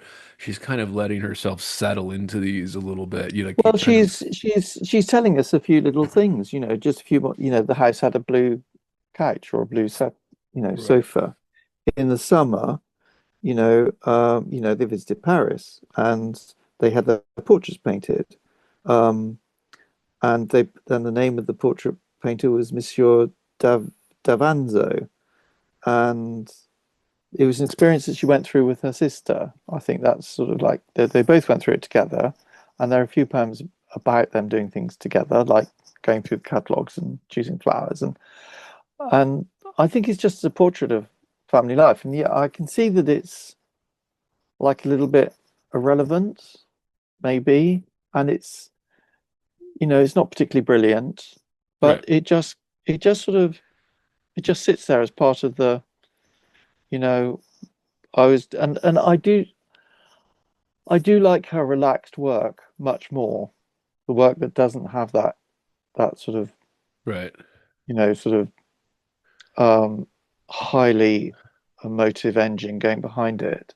It's I like it when she relaxes and dials down and says, yeah, this is just appearance, this poem about appearances, and it's about having our portraits painted and how we appeared in the portraits and the difference between um, how we saw each other and how we were seen in the portraits.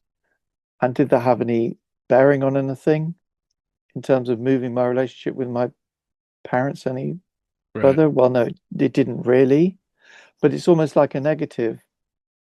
You can have insights by the negative as opposed to as opposed to sort of a brilliant idea about something. You say, well, this didn't happen.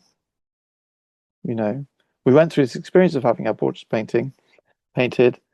Then Andrew Wittstadt read it, uh, in 2026, and it didn't have much impact on him, and it didn't have much impact on us, really. It's just one of those things Right. that happens in family life, like, going out and kicking a ball around in the garden, you Yeah. know. So I quite like it for that reason. She really wants us to know that she's not like other girls. Yeah, that Yeah, she her does. sister is the one that's Yeah, like other girls, not her. She's the yeah, yeah. stoic, quiet one. Yeah, and Uh, I bet Monsieur Davanzo had a lot of time, fun painting her curly blonde hair of her sister, it's also as funny too. opposed. Is like they went to Paris and they got portraits done. I was like, Yeah, it's not something exactly. most families do. Yeah, Yeah, that's quite a yeah, thing that most yeah. people probably didn't have in their life. So that's interesting. And Uh, I just to go back a bit, but in Please, Confession, um, there's a talking. confession. Yeah. There's a whole issue about them being the three fates, which I kind of outlined in the Triumph of Achilles as well. So So she's kind of ready, isn't she? She's there with she's one of the fates, and her sister's another one of the fates if she can get her sister to take it seriously. Um, They are and then sisters, yeah, savages. In the end, they and have then the no third fate. emotion If but they could envy. if they could get their sort of, their sort of psychic psychic energy up to a certain point, then maybe these fates could actually come into the presence of this arc and start doing some real sort of damage. But you can imagine her sitting next to her sister, just having a portrait painted. And there's, Louise thinking, I want to be a fate and I want my sister to be a fate and I want us to get together with our dead sister. And I want to sort of start changing some of the deep frustrations that I'm feeling about my childhood. Yeah, that was interesting too, considering we have a poem called Confession. Yeah, Uh, that's the one with the where she announces herself as a fate. and Yeah. it's really small, and I think that's kind of, yeah, because my initial question when I was reading that, it was right after Lover of Flowers, Mm, and I've written down notes, and I was like, oh, this is very confessional. Now I turn the page, Widows, which is a very tragic poem, then we have Confession, and I'm like, okay, Confession, and it's the smallest, maybe the smallest poem apart from that last one, First Memory. I think yeah. First Memory is technically the smallest. But yeah, I don't know. I was just thinking to myself like, oh, okay, so this is just straight up calling it confession. Uh and then this kind of, yeah, I mean, we've talked about this because it's all throughout her work, this kind of the female rivalry between sisters or even friends or some, I don't know, mothers and daughters. There's always this little bit of conflict between it, particularly that is, and it's not absent from male relationships with the or whatever, but I think there is just this, it's inherently kind of a female thing to have this kind of competition between them. And again, that's not, I'm not saying that, male siblings or whatever aren't competitive with each other. They are. It's about what they're competitive at, kind of things like this Yeah, where, they're competing for their father's love, I suppose, and the right, attention it's and very. the firstborn's always got this sort of like, oh, great, everybody's looking towards me to sort of, be the one in charge to look after the younger ones when they're off doing something else. It's a burden, isn't it? And It's it's often just I'm only deep drawing from sighs. my own experience, whereas I have a brother and a sister, but my sister doesn't have a sister, right? She only has two Yeah, brothers. But yeah, like it just exactly. I don't know. So it's just things like that do set up a dynamic, Yeah, and sure. then you then you It's like a heart-sinking moment. and you kind And of just yeah, carry that into adult, it kind of, we've yeah, talked you about this do, yeah. before, going into adulthood, and I've talked about it on other episodes. And then every time you get back with your siblings and stuff and your parents around holidays or something, there is always kind of that dynamic comes back into that child dynamic comes back into play. The oldest, the middle, the youngest, like who is Yeah, taken more seriously, who has more sway when they're saying something to mom and dad. yeah, There's yeah. just always comes in, and maybe I don't know, you maybe we're getting at something like that with Glick, yeah.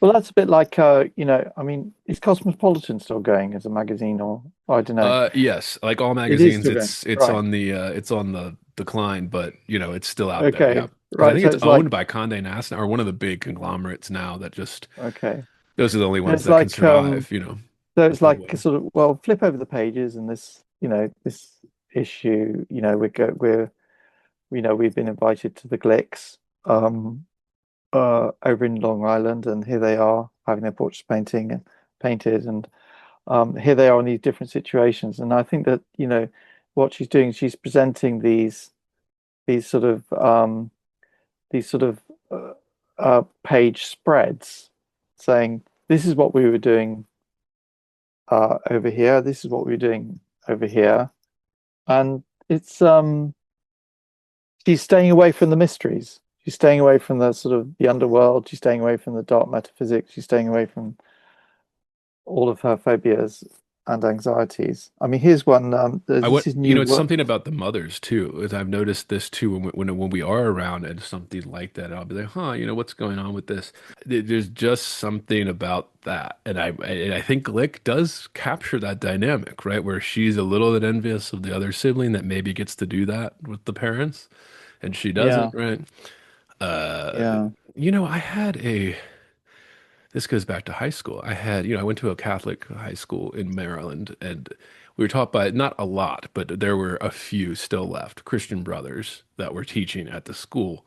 One of the chemistry teachers, Brother Don, I'll never forget this because he started sobbing in the middle of class telling us this story where he said growing up, he was always the smart one in his family, right? He was the one that did really well in school, always got straight A's, became an engineer before he became a Christian brother and had a successful career and stuff doing all of that. And he said his brother was, the one that struggled and stuff. And he said he would get really upset about, mom and dad praising his younger brother because, for getting a B or something on his report card. And he said one time he came in, he said he was about 12 years old and he was just really mad and he just said, you know, why are you always talking about him? Like he got a B. Like he's like, I got all A's on this, and you're talking about him still, like. And this is what he started crying, and it's a room full of imagine 16-year-old boys, like sitting in this room with him, all boys Catholic school, where have our ties on and all of that, and he's in his brother robes, and it was a chemistry class, but he starts telling us this story, and he starts breaking down into tears, and he said they came to him and they said, my son, you know, the reason we do that is because you don't need the extra help. You don't need us to praise you for this. Like you're already doing it. Your brother, That's a you very know, Christian response, isn't right. it? It's like your brother Yeah. needs it. He needs us constantly on his back. He needs us to praise lesser work than what you do and stuff like that.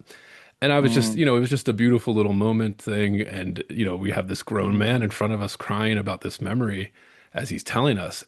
I'll never forget it. It's a very emotional thing. And I think Glick is capturing something like that little bit of that, the sibling rivalry, yes, but it's more than that, right? It's this She is, competition and for she's love, yeah, yeah, in a way. definitely, Or at least and how the also child perceives it. The parents don't perceive it as them giving the child less love, but the child perceives that.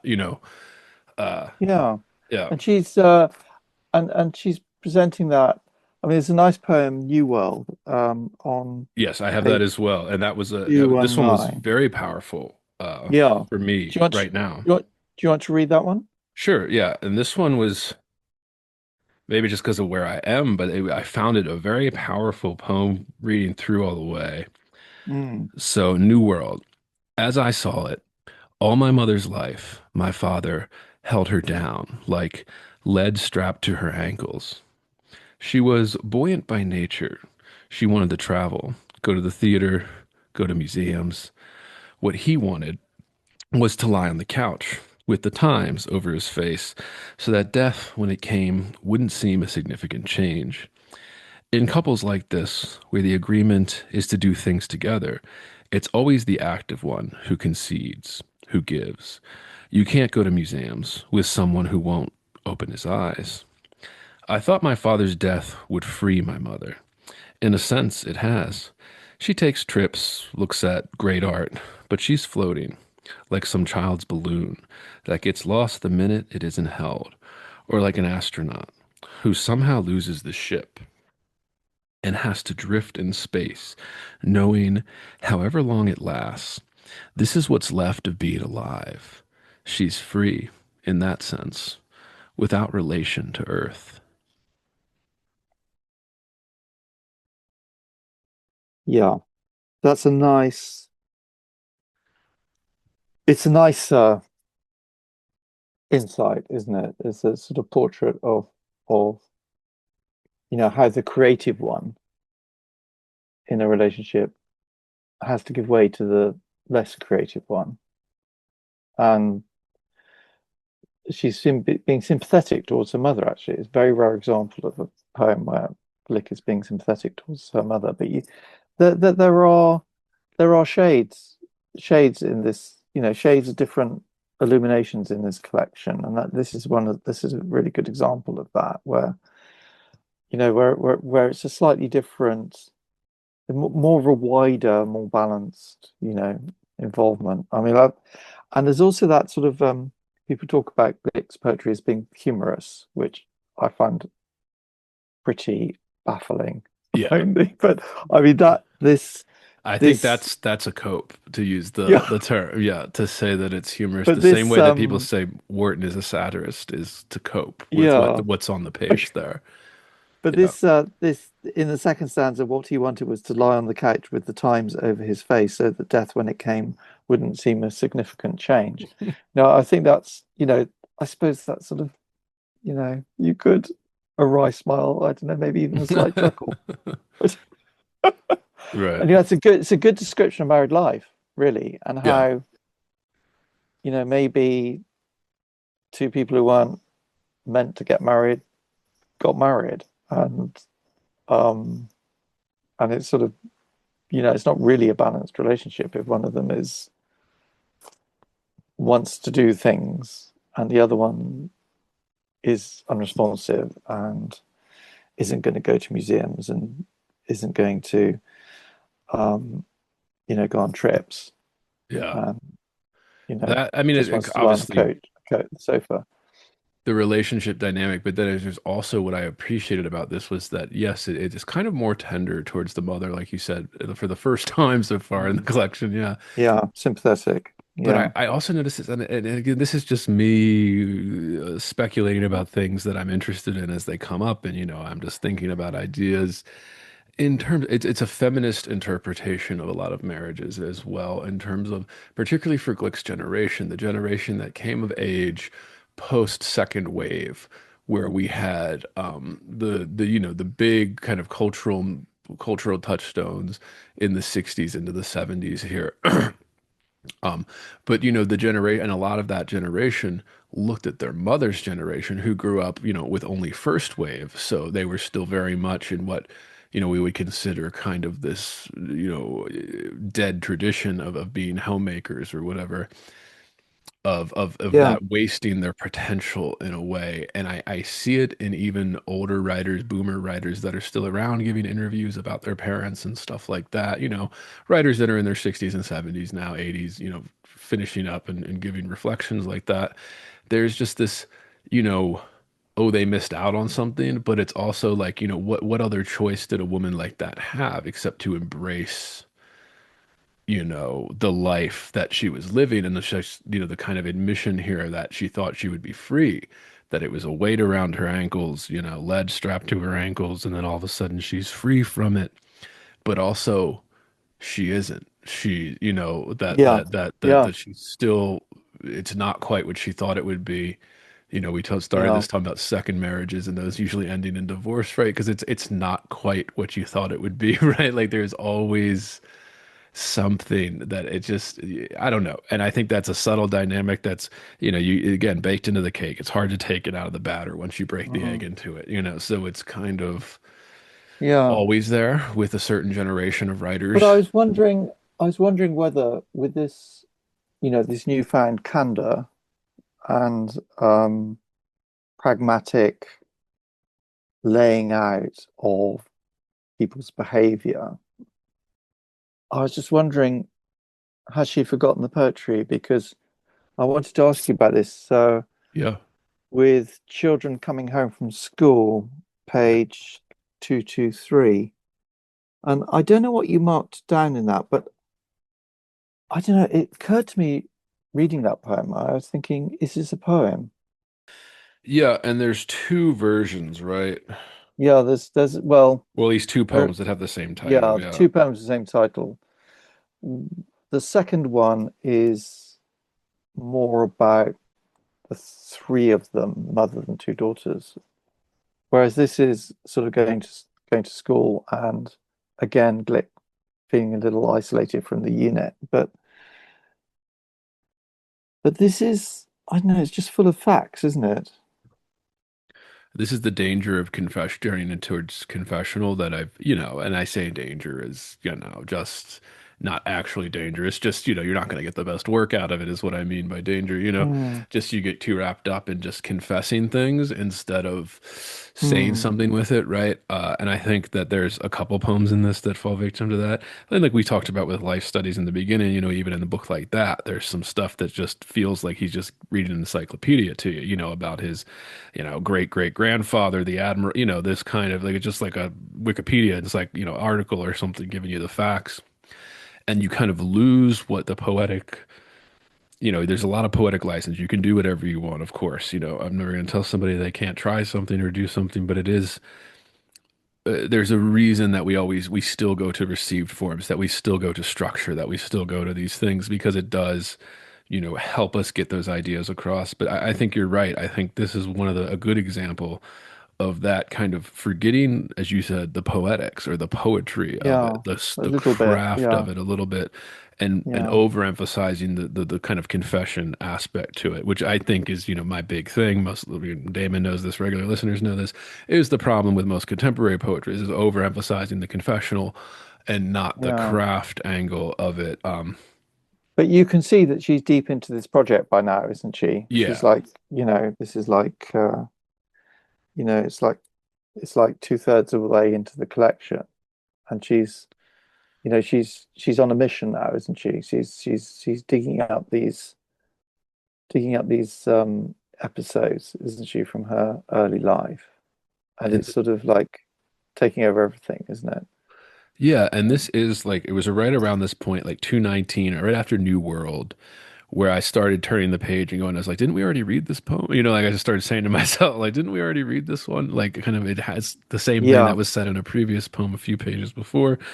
yeah, And whatever, it's writing is difficult, so you're going to be repeating yourself. I'm working on something now where I know I'm repeating myself, and I'm going to have to go back and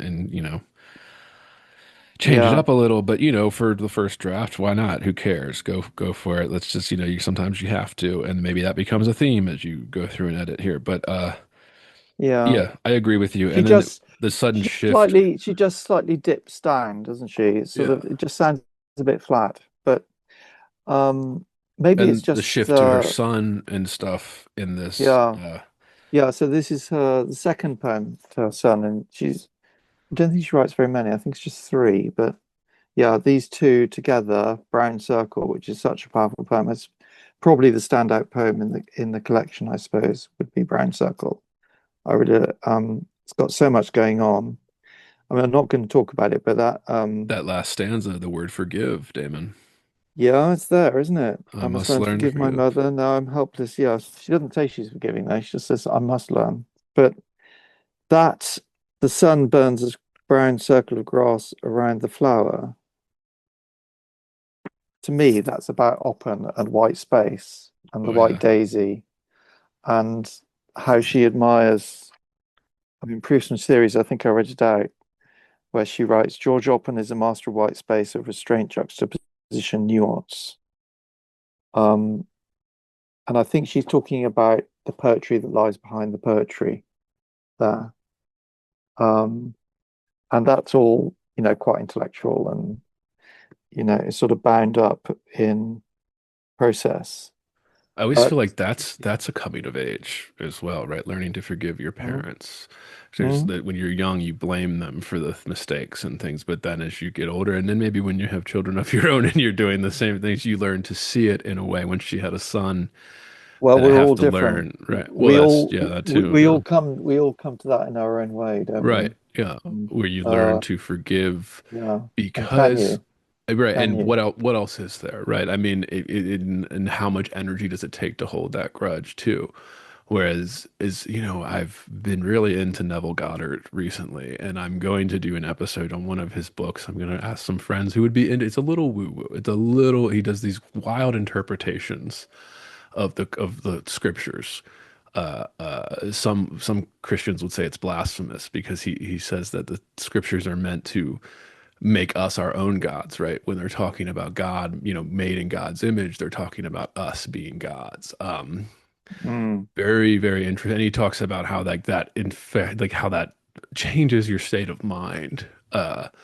in order to feel more powerful or to feel more whole or even he would argue even more one with your beliefs or something, Yeah. interesting stuff. But I'm just, yeah, something like that where how you think about it affects the way the outcome happens, or the kind of thing where if you think everything that's going to happen to you is like negative, right? It's like, oh, I never get over, I always get screwed over. Well, then you're always going to be screwed over, right? It's kind of this little state of things that you can slightly change if you put in the effort in this kind of way where if you think everything positive is going to happen, well, then you're just going to start to interpret those negative things in a more positive light. And it really kind of, and of course, he was doing this in the 40s and 50s when psychology was coming out with studies. So he would use scripture, he would use psychological studies, and he'd try to, say these things are one and the same. Uh, But you it's don't, very interesting, very interesting. Yeah. But yeah, but you don't have to, you know, forgiveness is not the only option. I no, mean, you're talking earlier about how men write about a family, um, childhood. And one of my favorite poets, as I mentioned before, is Franz Wright. And this is a poem of his called Baptism, and it's from his Pulitzer Prize winning collection, Walking to Martha's Vineyard. right.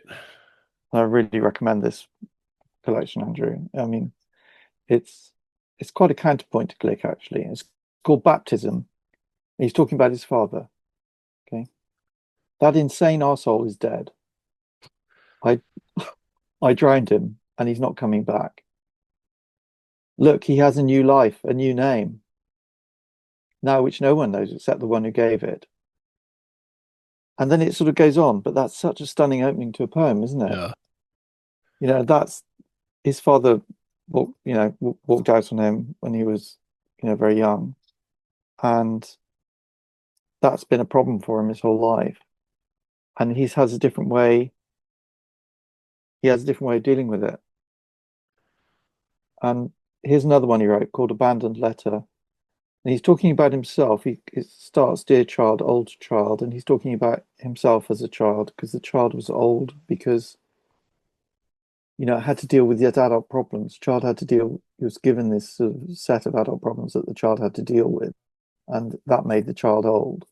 Right. So, dear child, old child, how I miss you, how I wish you well. Beautiful boy, reading to yourself because his parents weren't reading to him. Your big Iliad, your Green Lantern, all the books on dinosaurs and stars, the atom, glad and learned child, with the strange name, France. Too sick for your lost friends to cry every minute of your hidden, devoted, and resourceful waking day. How I wish you were mine. So he's like saying, how he wished he could have been his parent. How I wish you were mine. You would never have to be lonely. Those insane so-called parents of ours, don't worry, I would take care of them.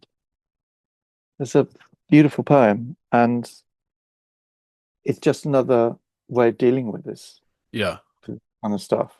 You don't have to forgive. You can just say, you know, I've got that insane arsehole out of my life. He's not coming back. Yeah. That's another way of dealing with it. I think even, I had a mentor who had a great tragedy happen to her. She would often say this, where she would say, well, people are, oh, well, getting over grief. And she would just say that, like, there's no getting over the grief. Like, No, to no, be yeah, expected to get over it is the problem. Like, it is yeah, going to be with me forever. Kind of just this little bit of something that, how do you get over something that you don't, right? You carry it no, with you and that's just a part of it now. It is this insane, I mean, even, just to think of how tragic that is, but also just yeah, there is no, yeah, I mean, how, oh, you should forgive. And I guess for most people, doing the basic religious interpretation of forgiveness would be maybe helpful, right? Maybe would help you get over something, but that isn't always the way that you get over something here, and maybe doesn't even require forgiveness or getting over grief, right? It just requires being able Mm. to, again, we use that cope with it, right? To be Coping. able to Yeah, live despite it or in spite of it, right? yeah, yeah, That yeah, there's again, I don't want to keep bringing up Peterson, but as Peterson, the Nietzsche thing, right? Life is suffering, right? yeah. Well, And yeah, that's what my father famously always used to say. yeah. And I rebelled against that. Well, that I don't, generation, that yeah. generation suffered a lot. Yeah. I just, So yeah, I just rebelled about that, right, against that. Poetry is full of, you know, um, life and love and right, things that delight us. And it doesn't, Blick, yes, she talks about pain and she talks about suffering all the time. Um, but little things, you know, peep up, and it's not all about that. It isn't, life doesn't have to be all about that.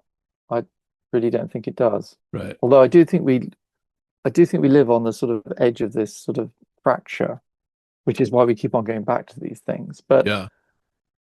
I think to me, Especially when you read that old yeah, romantic stuff we always talk about, it's so yeah, positive. It's so happy. yeah, It's so grateful. Like, like, yeah, and then, you could read 20th century stuff that starts to take kind of a darker turn into some of this. Yeah. sure does. It's like it's almost like, yeah, we've taken the wrong road. Robert Frost's wrong road. We've gone the right, we've done, he went one way, we went the other, and that has made all the difference because, we're all locked into these sort of darker sort of parts of the human psyche now, and I don't know. It is a it's a difficult forest to get through. That's for sure. Yeah. Yeah. And So, so it's a choice to put it into a poem. Yeah. yeah, It's my son accuses me of his unhappiness. yeah. So now we're sliding down towards the end of the collection, but I mean that, and now what we're getting is we're getting more poems that sort of reinforce the the sort of the imagery, the symbolism, and the stories of the poems that have gone before. I mean, it's quite like this poem Paradise. Um, so again, it's reestablishing. This is the first poem, the only poem I think, where um, Glick claims the title of firstborn for herself, which of course makes sense of her first collection. Right. So I mean, this could have been the first poem of firstborn, couldn't it? Because it's very clear. There it is. I was the firstborn. Believe me, you never heal. You never forget the ache in your side, the place where something was taken away to make another person. So she's saying, oh, okay, all is clear now. You are the firstborn. Except then as you go into the other collection, you realize that's not quite the whole story. But anyway, um, and they're living in this ark. We grew up in a village. People came from the city wanting something simple, something better for the children, clean air, nearby a little stable. All the streets named after the sweethearts or girl children. So a little stable, I think the Ark would have had stables in it, wouldn't it? Oh yeah. Yeah, definitely. And I'm beginning to think that's where her horses are kept, in the stable in the Ark. Um, and then, a little bit about her father. They're the emotional ones, my sister and my mother. More and more, my sister comes from the city, weeds, tidies the garden. My mother lets her take over. She's the one who cares, the one who does the work. To her, it looks like the country. So her sister lives in the city, and she she likes coming out to the country, whereas for Glick, it's the grey house. Our house was grey, the sort of place you buy to raise a family. My mother's still there, all alone, and when she's lonely, she watches the television. So they have completely different conceptions of the same thing. This is the family home, but Therese regards it as a completely different place than Louise. And that last stanza is doing a lot of work uh to tie it back into the Adam story with all of Yeah, that. Yeah. And it's so well. I mean, that last stanza is incredibly powerful. yeah, Um, yeah. Well, it's great because she's saying it, isn't she? yeah. You know, she's wanted she hasn't wanted to say it. She wants, when you're younger, when you're in your 20s or whatever, you want people to understand you, don't you, without you actually having to explain everything. Right. You know, Yes. you want your friends to just get it, you know. I mean, and so many American dramas are about this, Oh, where yes. we're all sort of, yeah, we understand you, we're bros, we get it. And you don't have to go into these long explanations about things. You just hope that people understand you. This is what life is, as an adult. You don't have to go through the whole torturous business of telling everybody exactly, your entire history Right. because understand you because you're a different generation, right? But and that's what Glick was hoping for in the firstborn, saying that all these complex fragments and little shards of pain and you don't know where they're coming from. I'm not telling you, but you're going to get it anyway because I'm a poet and this is a poetry reading, and you're all here to listen to poetry, and I'm here to read poetry to you, and we're all part of it, but we're not. We do Right. need things explained, really, I think. Otherwise, we leave the poetry reading and we think, well, what on earth was that about? Didn't really understand it at all. Yeah. So, you do need that level of explanation. Here she is being clear about about, you know, her role and the influence of childhood upon her as an adult. And she's being plain about it. And and she's accepted that and there's a certain relief in just writing it down. I know, like Adam, I was the firstborn. Believe me, you never heal.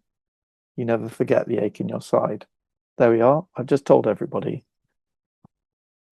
You know, Yeah. there you are. You know.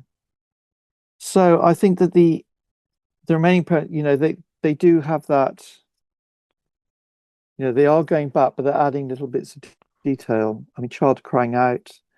That's a very important poem that ends. Um, the soul is silent. If it speaks at all, it speaks in dreams. So she's she's saying there that she uses the dream world as a way of entering the world of the soul. And we've seen her do that in previous poems, but she hasn't actually clearly said so. And here she's saying that very, very clearly. Snow. So obviously this whole snow thing that she's got, there's a very strong childhood memory about that, and she's included that in this collection. And of course, snow keeps on coming back and back and back and back in her poetry and in her in her earlier poetry and her later poetry. And the this is where it comes from. This really strong childhood memory of being of going to New York, something exciting, and there's just snow everywhere. And for her, that's a standout, like you were saying about the Christian brother who started Yep. crying in the middle of the that's obviously a clear image of her, just her and her father. Therese isn't there. She's got her father all to herself.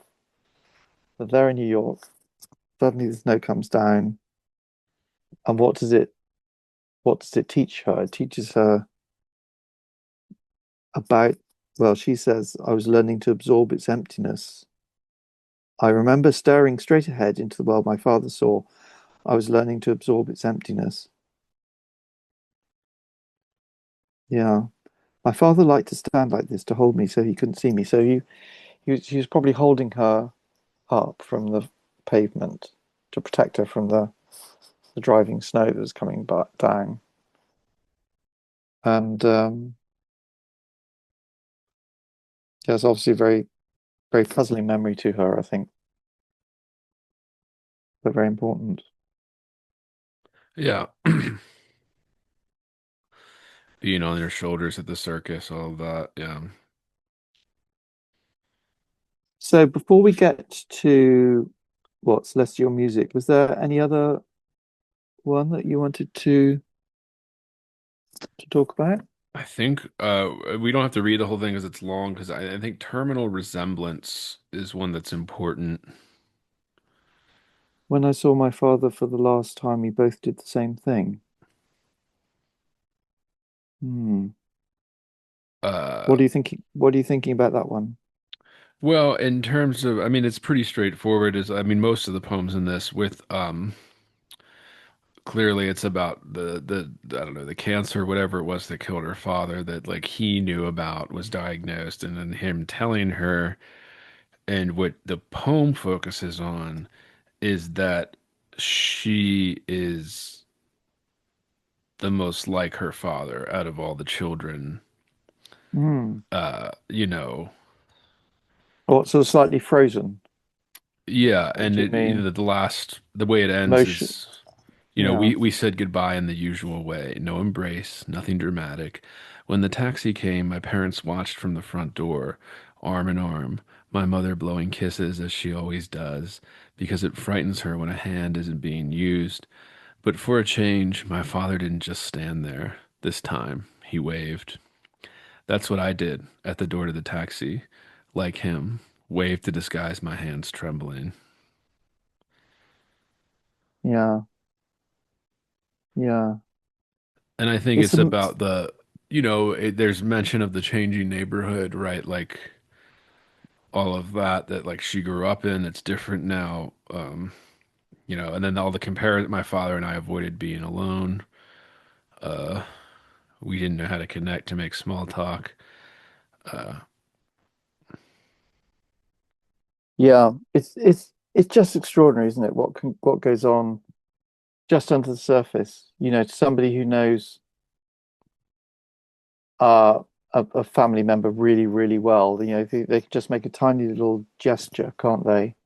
and And you know, it speaks. You know, it's just so much history in that just that tiny little gesture.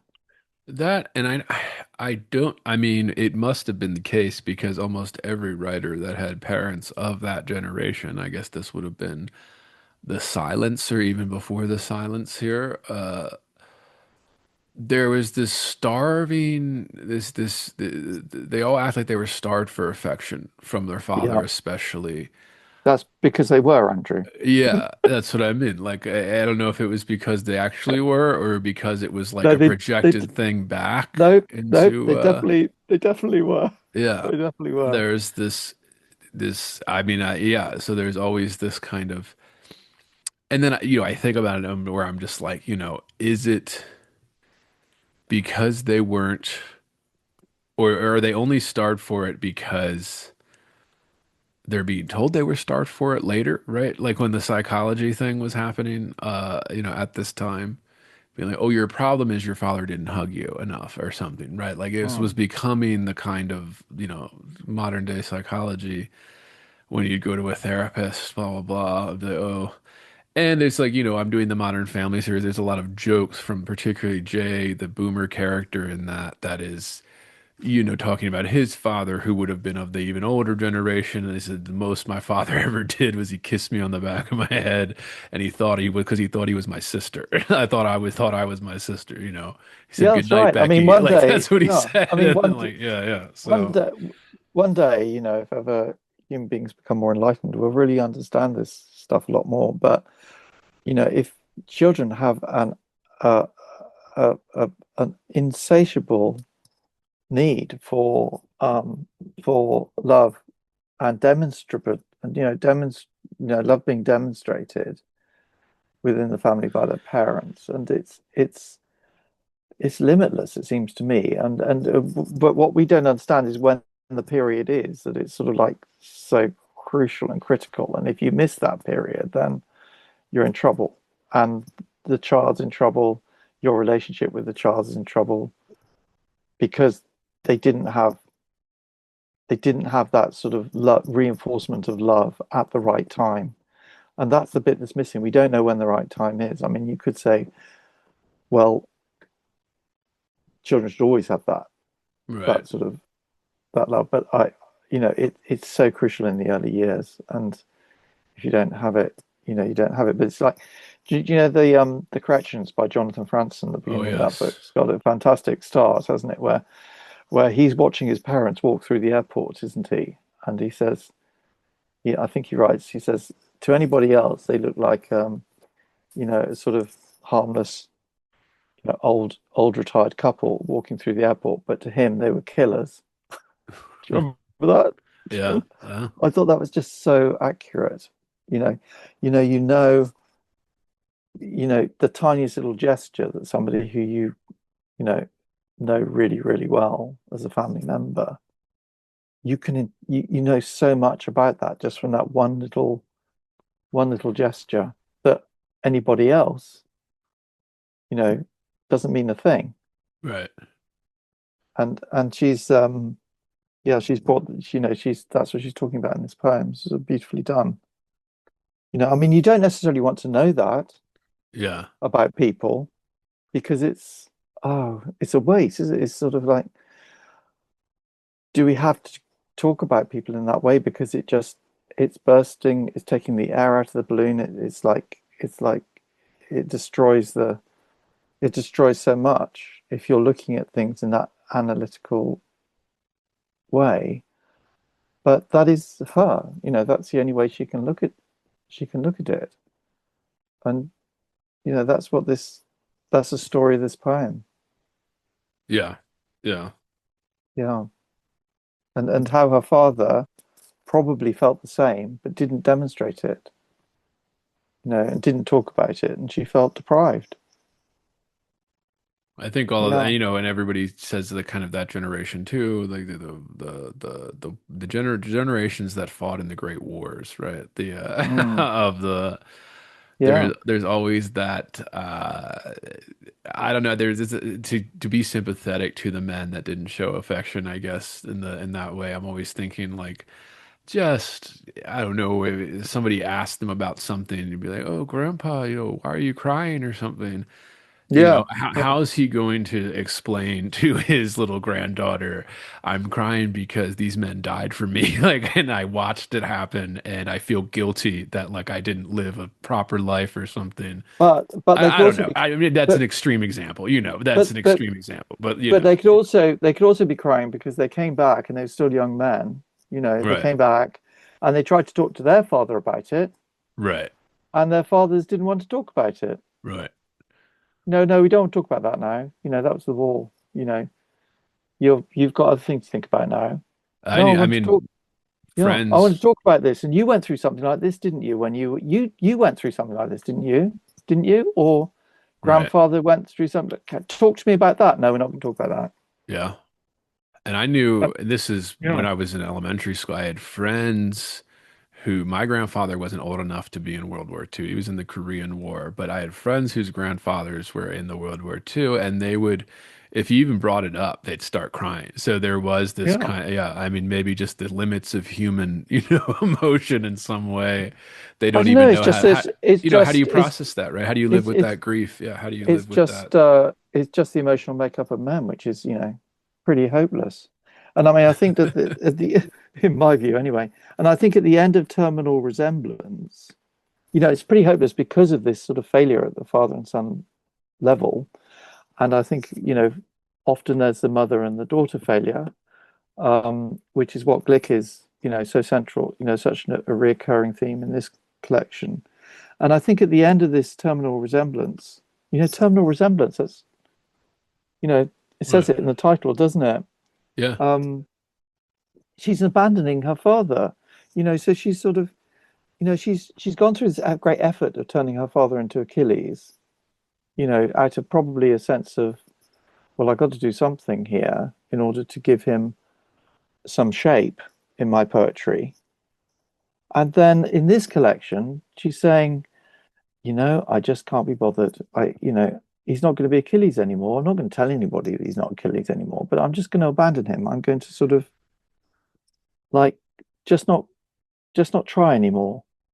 That's what it feels like me. To me, the poems about her father, they almost sound like she's just not going to try anymore.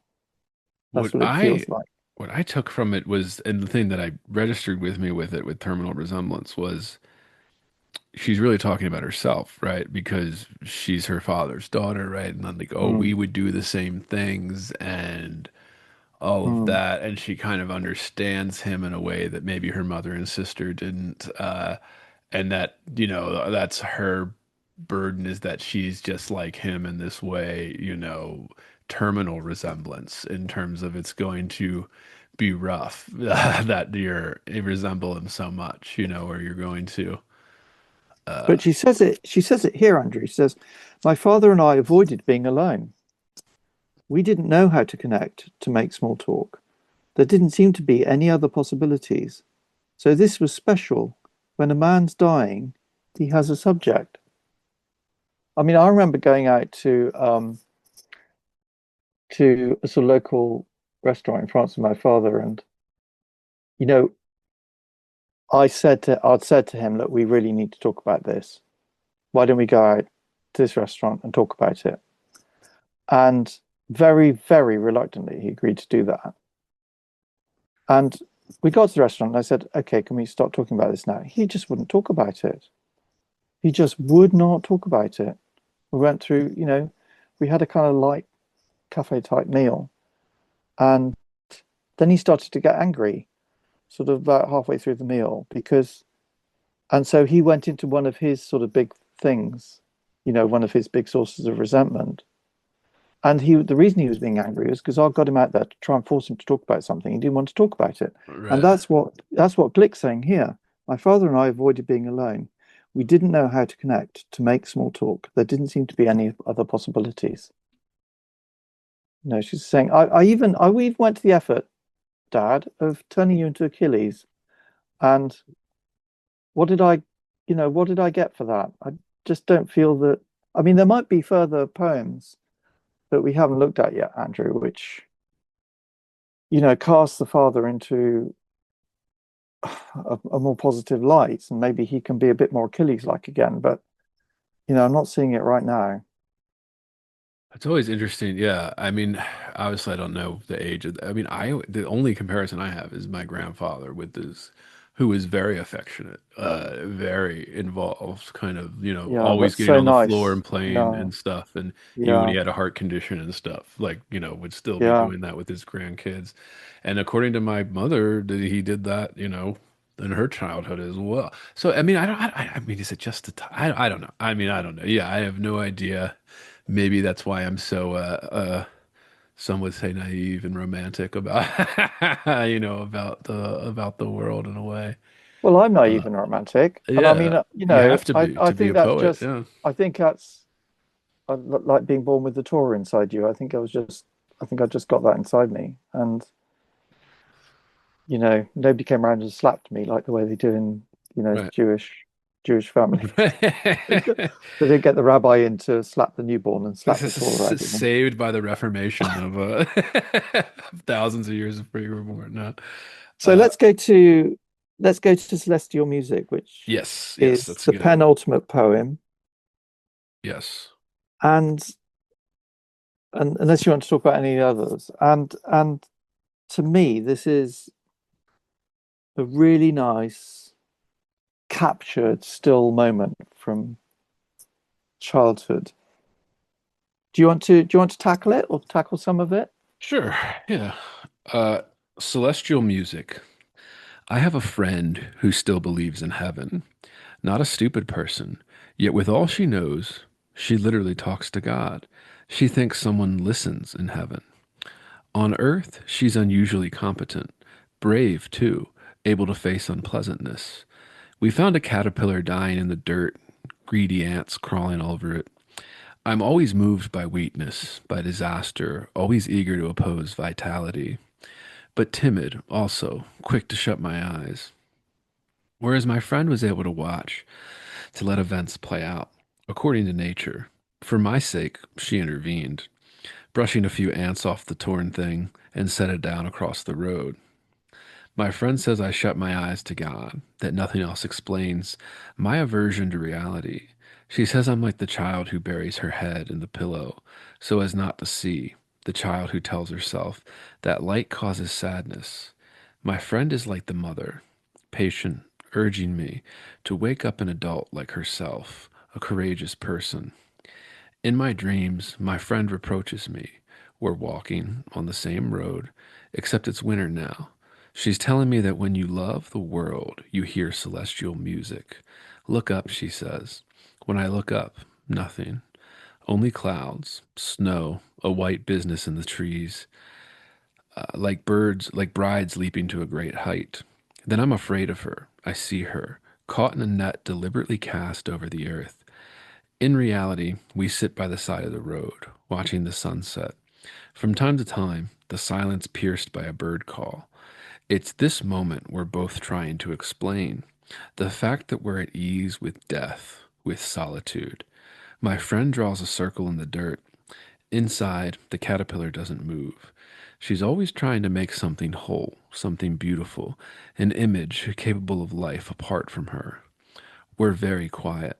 It's peaceful sitting here, not speaking, the composition fixed, the road turning suddenly dark, the air going cool, here and there the rocks shining and glittering. It's this stillness that we both love. The love of form is a love of endings. Yeah, I think that is it's a really complete poem. I really do. I And think it's it's like, calling back even to the very first poem in the collection where it says, not inert, still. yeah, It's it's the full of stillness that we both love. Yeah. it's got a lovely I'll leave that last line off. I mean, I think that if it ended, it's this stillness that we both love. I think that's a better ending than to stick on that last line, the love of form is a love of endings. Yeah. Because I just see that that's like not necessary, really. Um, because the whole poem is about this, and she does this in the future, and I think it's one of the things that is one of the most successful things about her poetry is where she can hold she can hold a scene, a whole scene. Do you remember that? Do you remember that poem we read about when she goes for it with a trip with her mother? She recalls this trip that she went on with her mother and Therese, and a beautiful sunny day. And it was abroad, and they went by there were airplanes overhead, and they were walking through this sort of park, and she can hold this image all the way through the poem, and she doesn't actually have to say, we were the caterpillars, but it's clear that they were the caterpillars. They are the caterpillars in this scene. They're the children. And the metaphor of Uh, a caterpillar, yeah, in the metaphor of a caterpillar, and she's got a friend who's a bit different from her. She she This is a lovely opening line. I have a friend who still believes in heaven.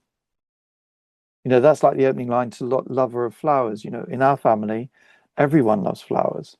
right? Just it kind of encapsulates everything that you need to know about what's going to, what's going to follow, really. And then she's got this friend. She's a bit odd, you know. In my dreams, my friend, we're walking down the same road, and she's telling me that when you love the world, you hear celestial music. I mean, that's kind of what we were just talking about. This sort of innate, naivety and romanticism. You know, she's walking down the road. Glick looks up. She sees clouds, snow, and a white business in the trees, like brides leaping to a great height. That's what Glick sees. But she's got this sort of slightly weird friend who hears celestial music when they're walking down the road. And that's just a lovely portrait, isn't it? It's a lovely mise en scene, I suppose it's called, isn't it? A scene within a scene where you're just out with your friend, and I mean Emily Dickinson does this in her Yes. in you know a And lot, doesn't she? Where you she, know Glick loves Dickinson. We talked. Yeah, there's a few yeah, direct references in some of the previous episodes. Go listen to those, yeah. listeners. Yeah. There's a lovely, I think the first poem she ever wrote was called Valentine's Day, wasn't it? Emily Dickinson. And it's just beautiful. It's so accomplished, and it's about her sitting. It gets more and more strange as because the poem goes on, and then in the end of the poem, there's like six of them or five of them lined up on a branch of sort of available young women, all sitting on a branch, looking at the men who are walking underneath and sort of weighing them up. Right. And Emily Dickinson is one of them, and it's she's she's she's brilliant at introducing sort of companions into her poems, isn't she? And here's Glick doing the same thing, and it's obviously a valuable friendship, and it's a rewarding friendship. They're different, but she's not sort of saying, there's a separation between us. It's just we're a little bit different, in this stillness that we both love. She was always trying to make something whole, something beautiful, an image capable of life apart from her. So in the end, she taught, and this is the penultimate poem in the collection. In the end, she taught Glick something, perhaps, Right. which is that because I was not loved, it meant I could love. Maybe she saw that in her friend, who was always trying to make something whole, something beautiful, an image capable of life apart from her. Yeah. I said I want to pull up that Plato quote now. It So, starts the whole and collection. so, Andrew, do you feel a little bit differently about Ararat now? Uh, I do like it a little bit more after we talked about it, going through this,. Which is always the case.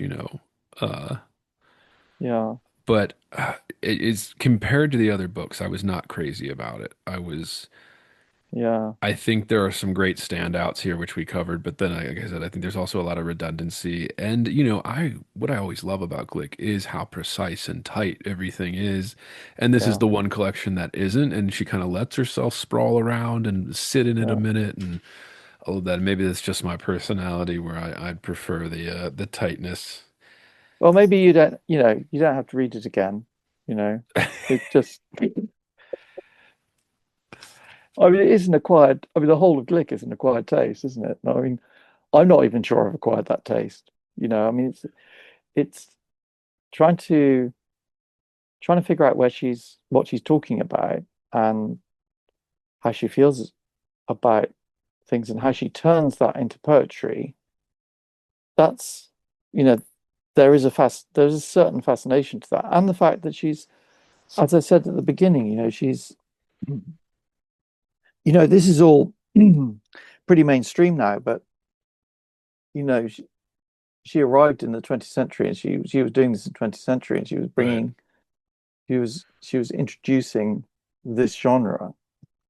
And I think you just got to put yourself back in that space, say, okay, we're really, really used to this now. Right. But there was a time when it wasn't part of poetry. And Right. she says about herself in her great poem October, she says, I can bring candor. At least I can bring candor. But I don't know. I think that's a misreading of her. That's a misreading, I think, of what she does because I don't think she's very truthful about things often. She says she isn't in this collection, but Right. I do think that she is talking about the psychological basis of a lot of why people want to write poems and read them out and why people feel poetry is important and to bring it down to that sort of more sort of almost a mundane level Yeah. perhaps, but something that's had a lot of, her approach has had a great deal of significance. Yeah. um yeah, she's really built a whole world of Glick, hasn't she? Yeah, that's for sure. Uh, Mm. But we can leave the critic to We can need the critics to talk about that, can't we, Andrew? Yeah, sometimes they struggle with it though, They love it. as we've gone into here, sometimes the Yeah, critics. historicize. We can need the critics to historicize. And I did find myself, as you mentioned, I could feel myself being bored with it because of how prevalent that stuff is now in contemporary Mm. poetry. And I Yeah, started yeah, trying to tell myself, okay, recognize the context here. And, it's hard to do, but easier to say to yourself than it is to actually implement. But, you try as somebody who's trying to do this in good faith and, for yeah, love of the craft and all of that. But yeah. so yeah, I There, definitely yeah. appreciate that. Yeah, I definitely I mean, appreciate both. the two penultimate poem and the final poem, nothing about death in that, which is Yeah, really nice. yeah. And there's Almost not, about rebirth. Almost, yeah, the caterpillar metaphor, yeah, the mm, the self-recognition in the kind of I thought pain was one thing, but really it meant that I loved these mm, things that I lost. mm, That's what it really means. Uh, I have a problem with a lot of the Gen X writers too, that well, really just a few of them that talk about how writing is pain, blah blah blah. And I'm like, okay, well, yeah. I don't know how painful their life was, especially compared to the Have the you read boomers and the Have you read Glick? Yeah, yeah, that, Glick or yeah, even the older generation. Yeah. And then it's always the same kind of the pain of Gen Xers was that daddy didn't love them, yeah, as much as they wanted him to or something. But yeah. that's a whole other. So I guess our next collection then is because you've done the Wild Iris. Our next collection is Meadowlands, I guess, isn't it? We can do Meadowlands. We can even hit the Wild Iris if you want, Damon. We can do Do you want to do that? a retrospective, yeah, just to do the complete as almost a companion. What I should Yeah. do is I should read this and make my notes, reread it and make my notes for us to talk about it. And then I'm going to Okay. go back and listen to what I said 3 years Yeah. ago or Yeah. whatever. Yeah. And then I'm Yeah. going to Yeah. see if anything changed. And maybe we'll go into some of the Okay. differences too. That could be fun, yeah. Yeah. Yeah. Sure. Just Sure. in three Okay. Well, we years, how your yeah we opinion can could change. Yeah. yeah we could take that approach. I could go back and make some notes about your first your responses to it, and yeah we could build on that. I mean it is a seminal collection, so I mean I don't mind doing I a pod on remember that it if you want. as being flawless. That's what I Yeah. remember it as. Yeah, so we'll see if I feel that way this time. I probably will. It's Yeah. quite a masterpiece. Okay. Okay. Towards So that. Yeah, so we'll so see. the Wild Hour is next then. Yeah, I'm fine Redo with it. Yeah. redo, as John Updike would say. I guess is it redo or re? Is that how you pronounce it in Americanese? The Redo? Americans would be like redux. Oh, Redux. Ducks. Yeah, Okay, they would Redux. pronounce the X and the yeah. Okay. Okay, so But Wild Hour is Redux. yes, but we can do it the proper French pronunciation. Uh, okay. Well, I'll see you then. Yeah, as always, appreciate it, Damon. It's been a lot of Okay. fun. Okay, great. Okay, bye for now, Andrew.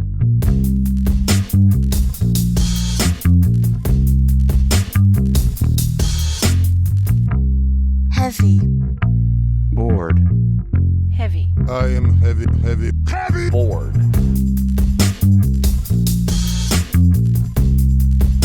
I may say that the male is entirely hostile. No! Resources. Life, friends, is boring. We must not say so.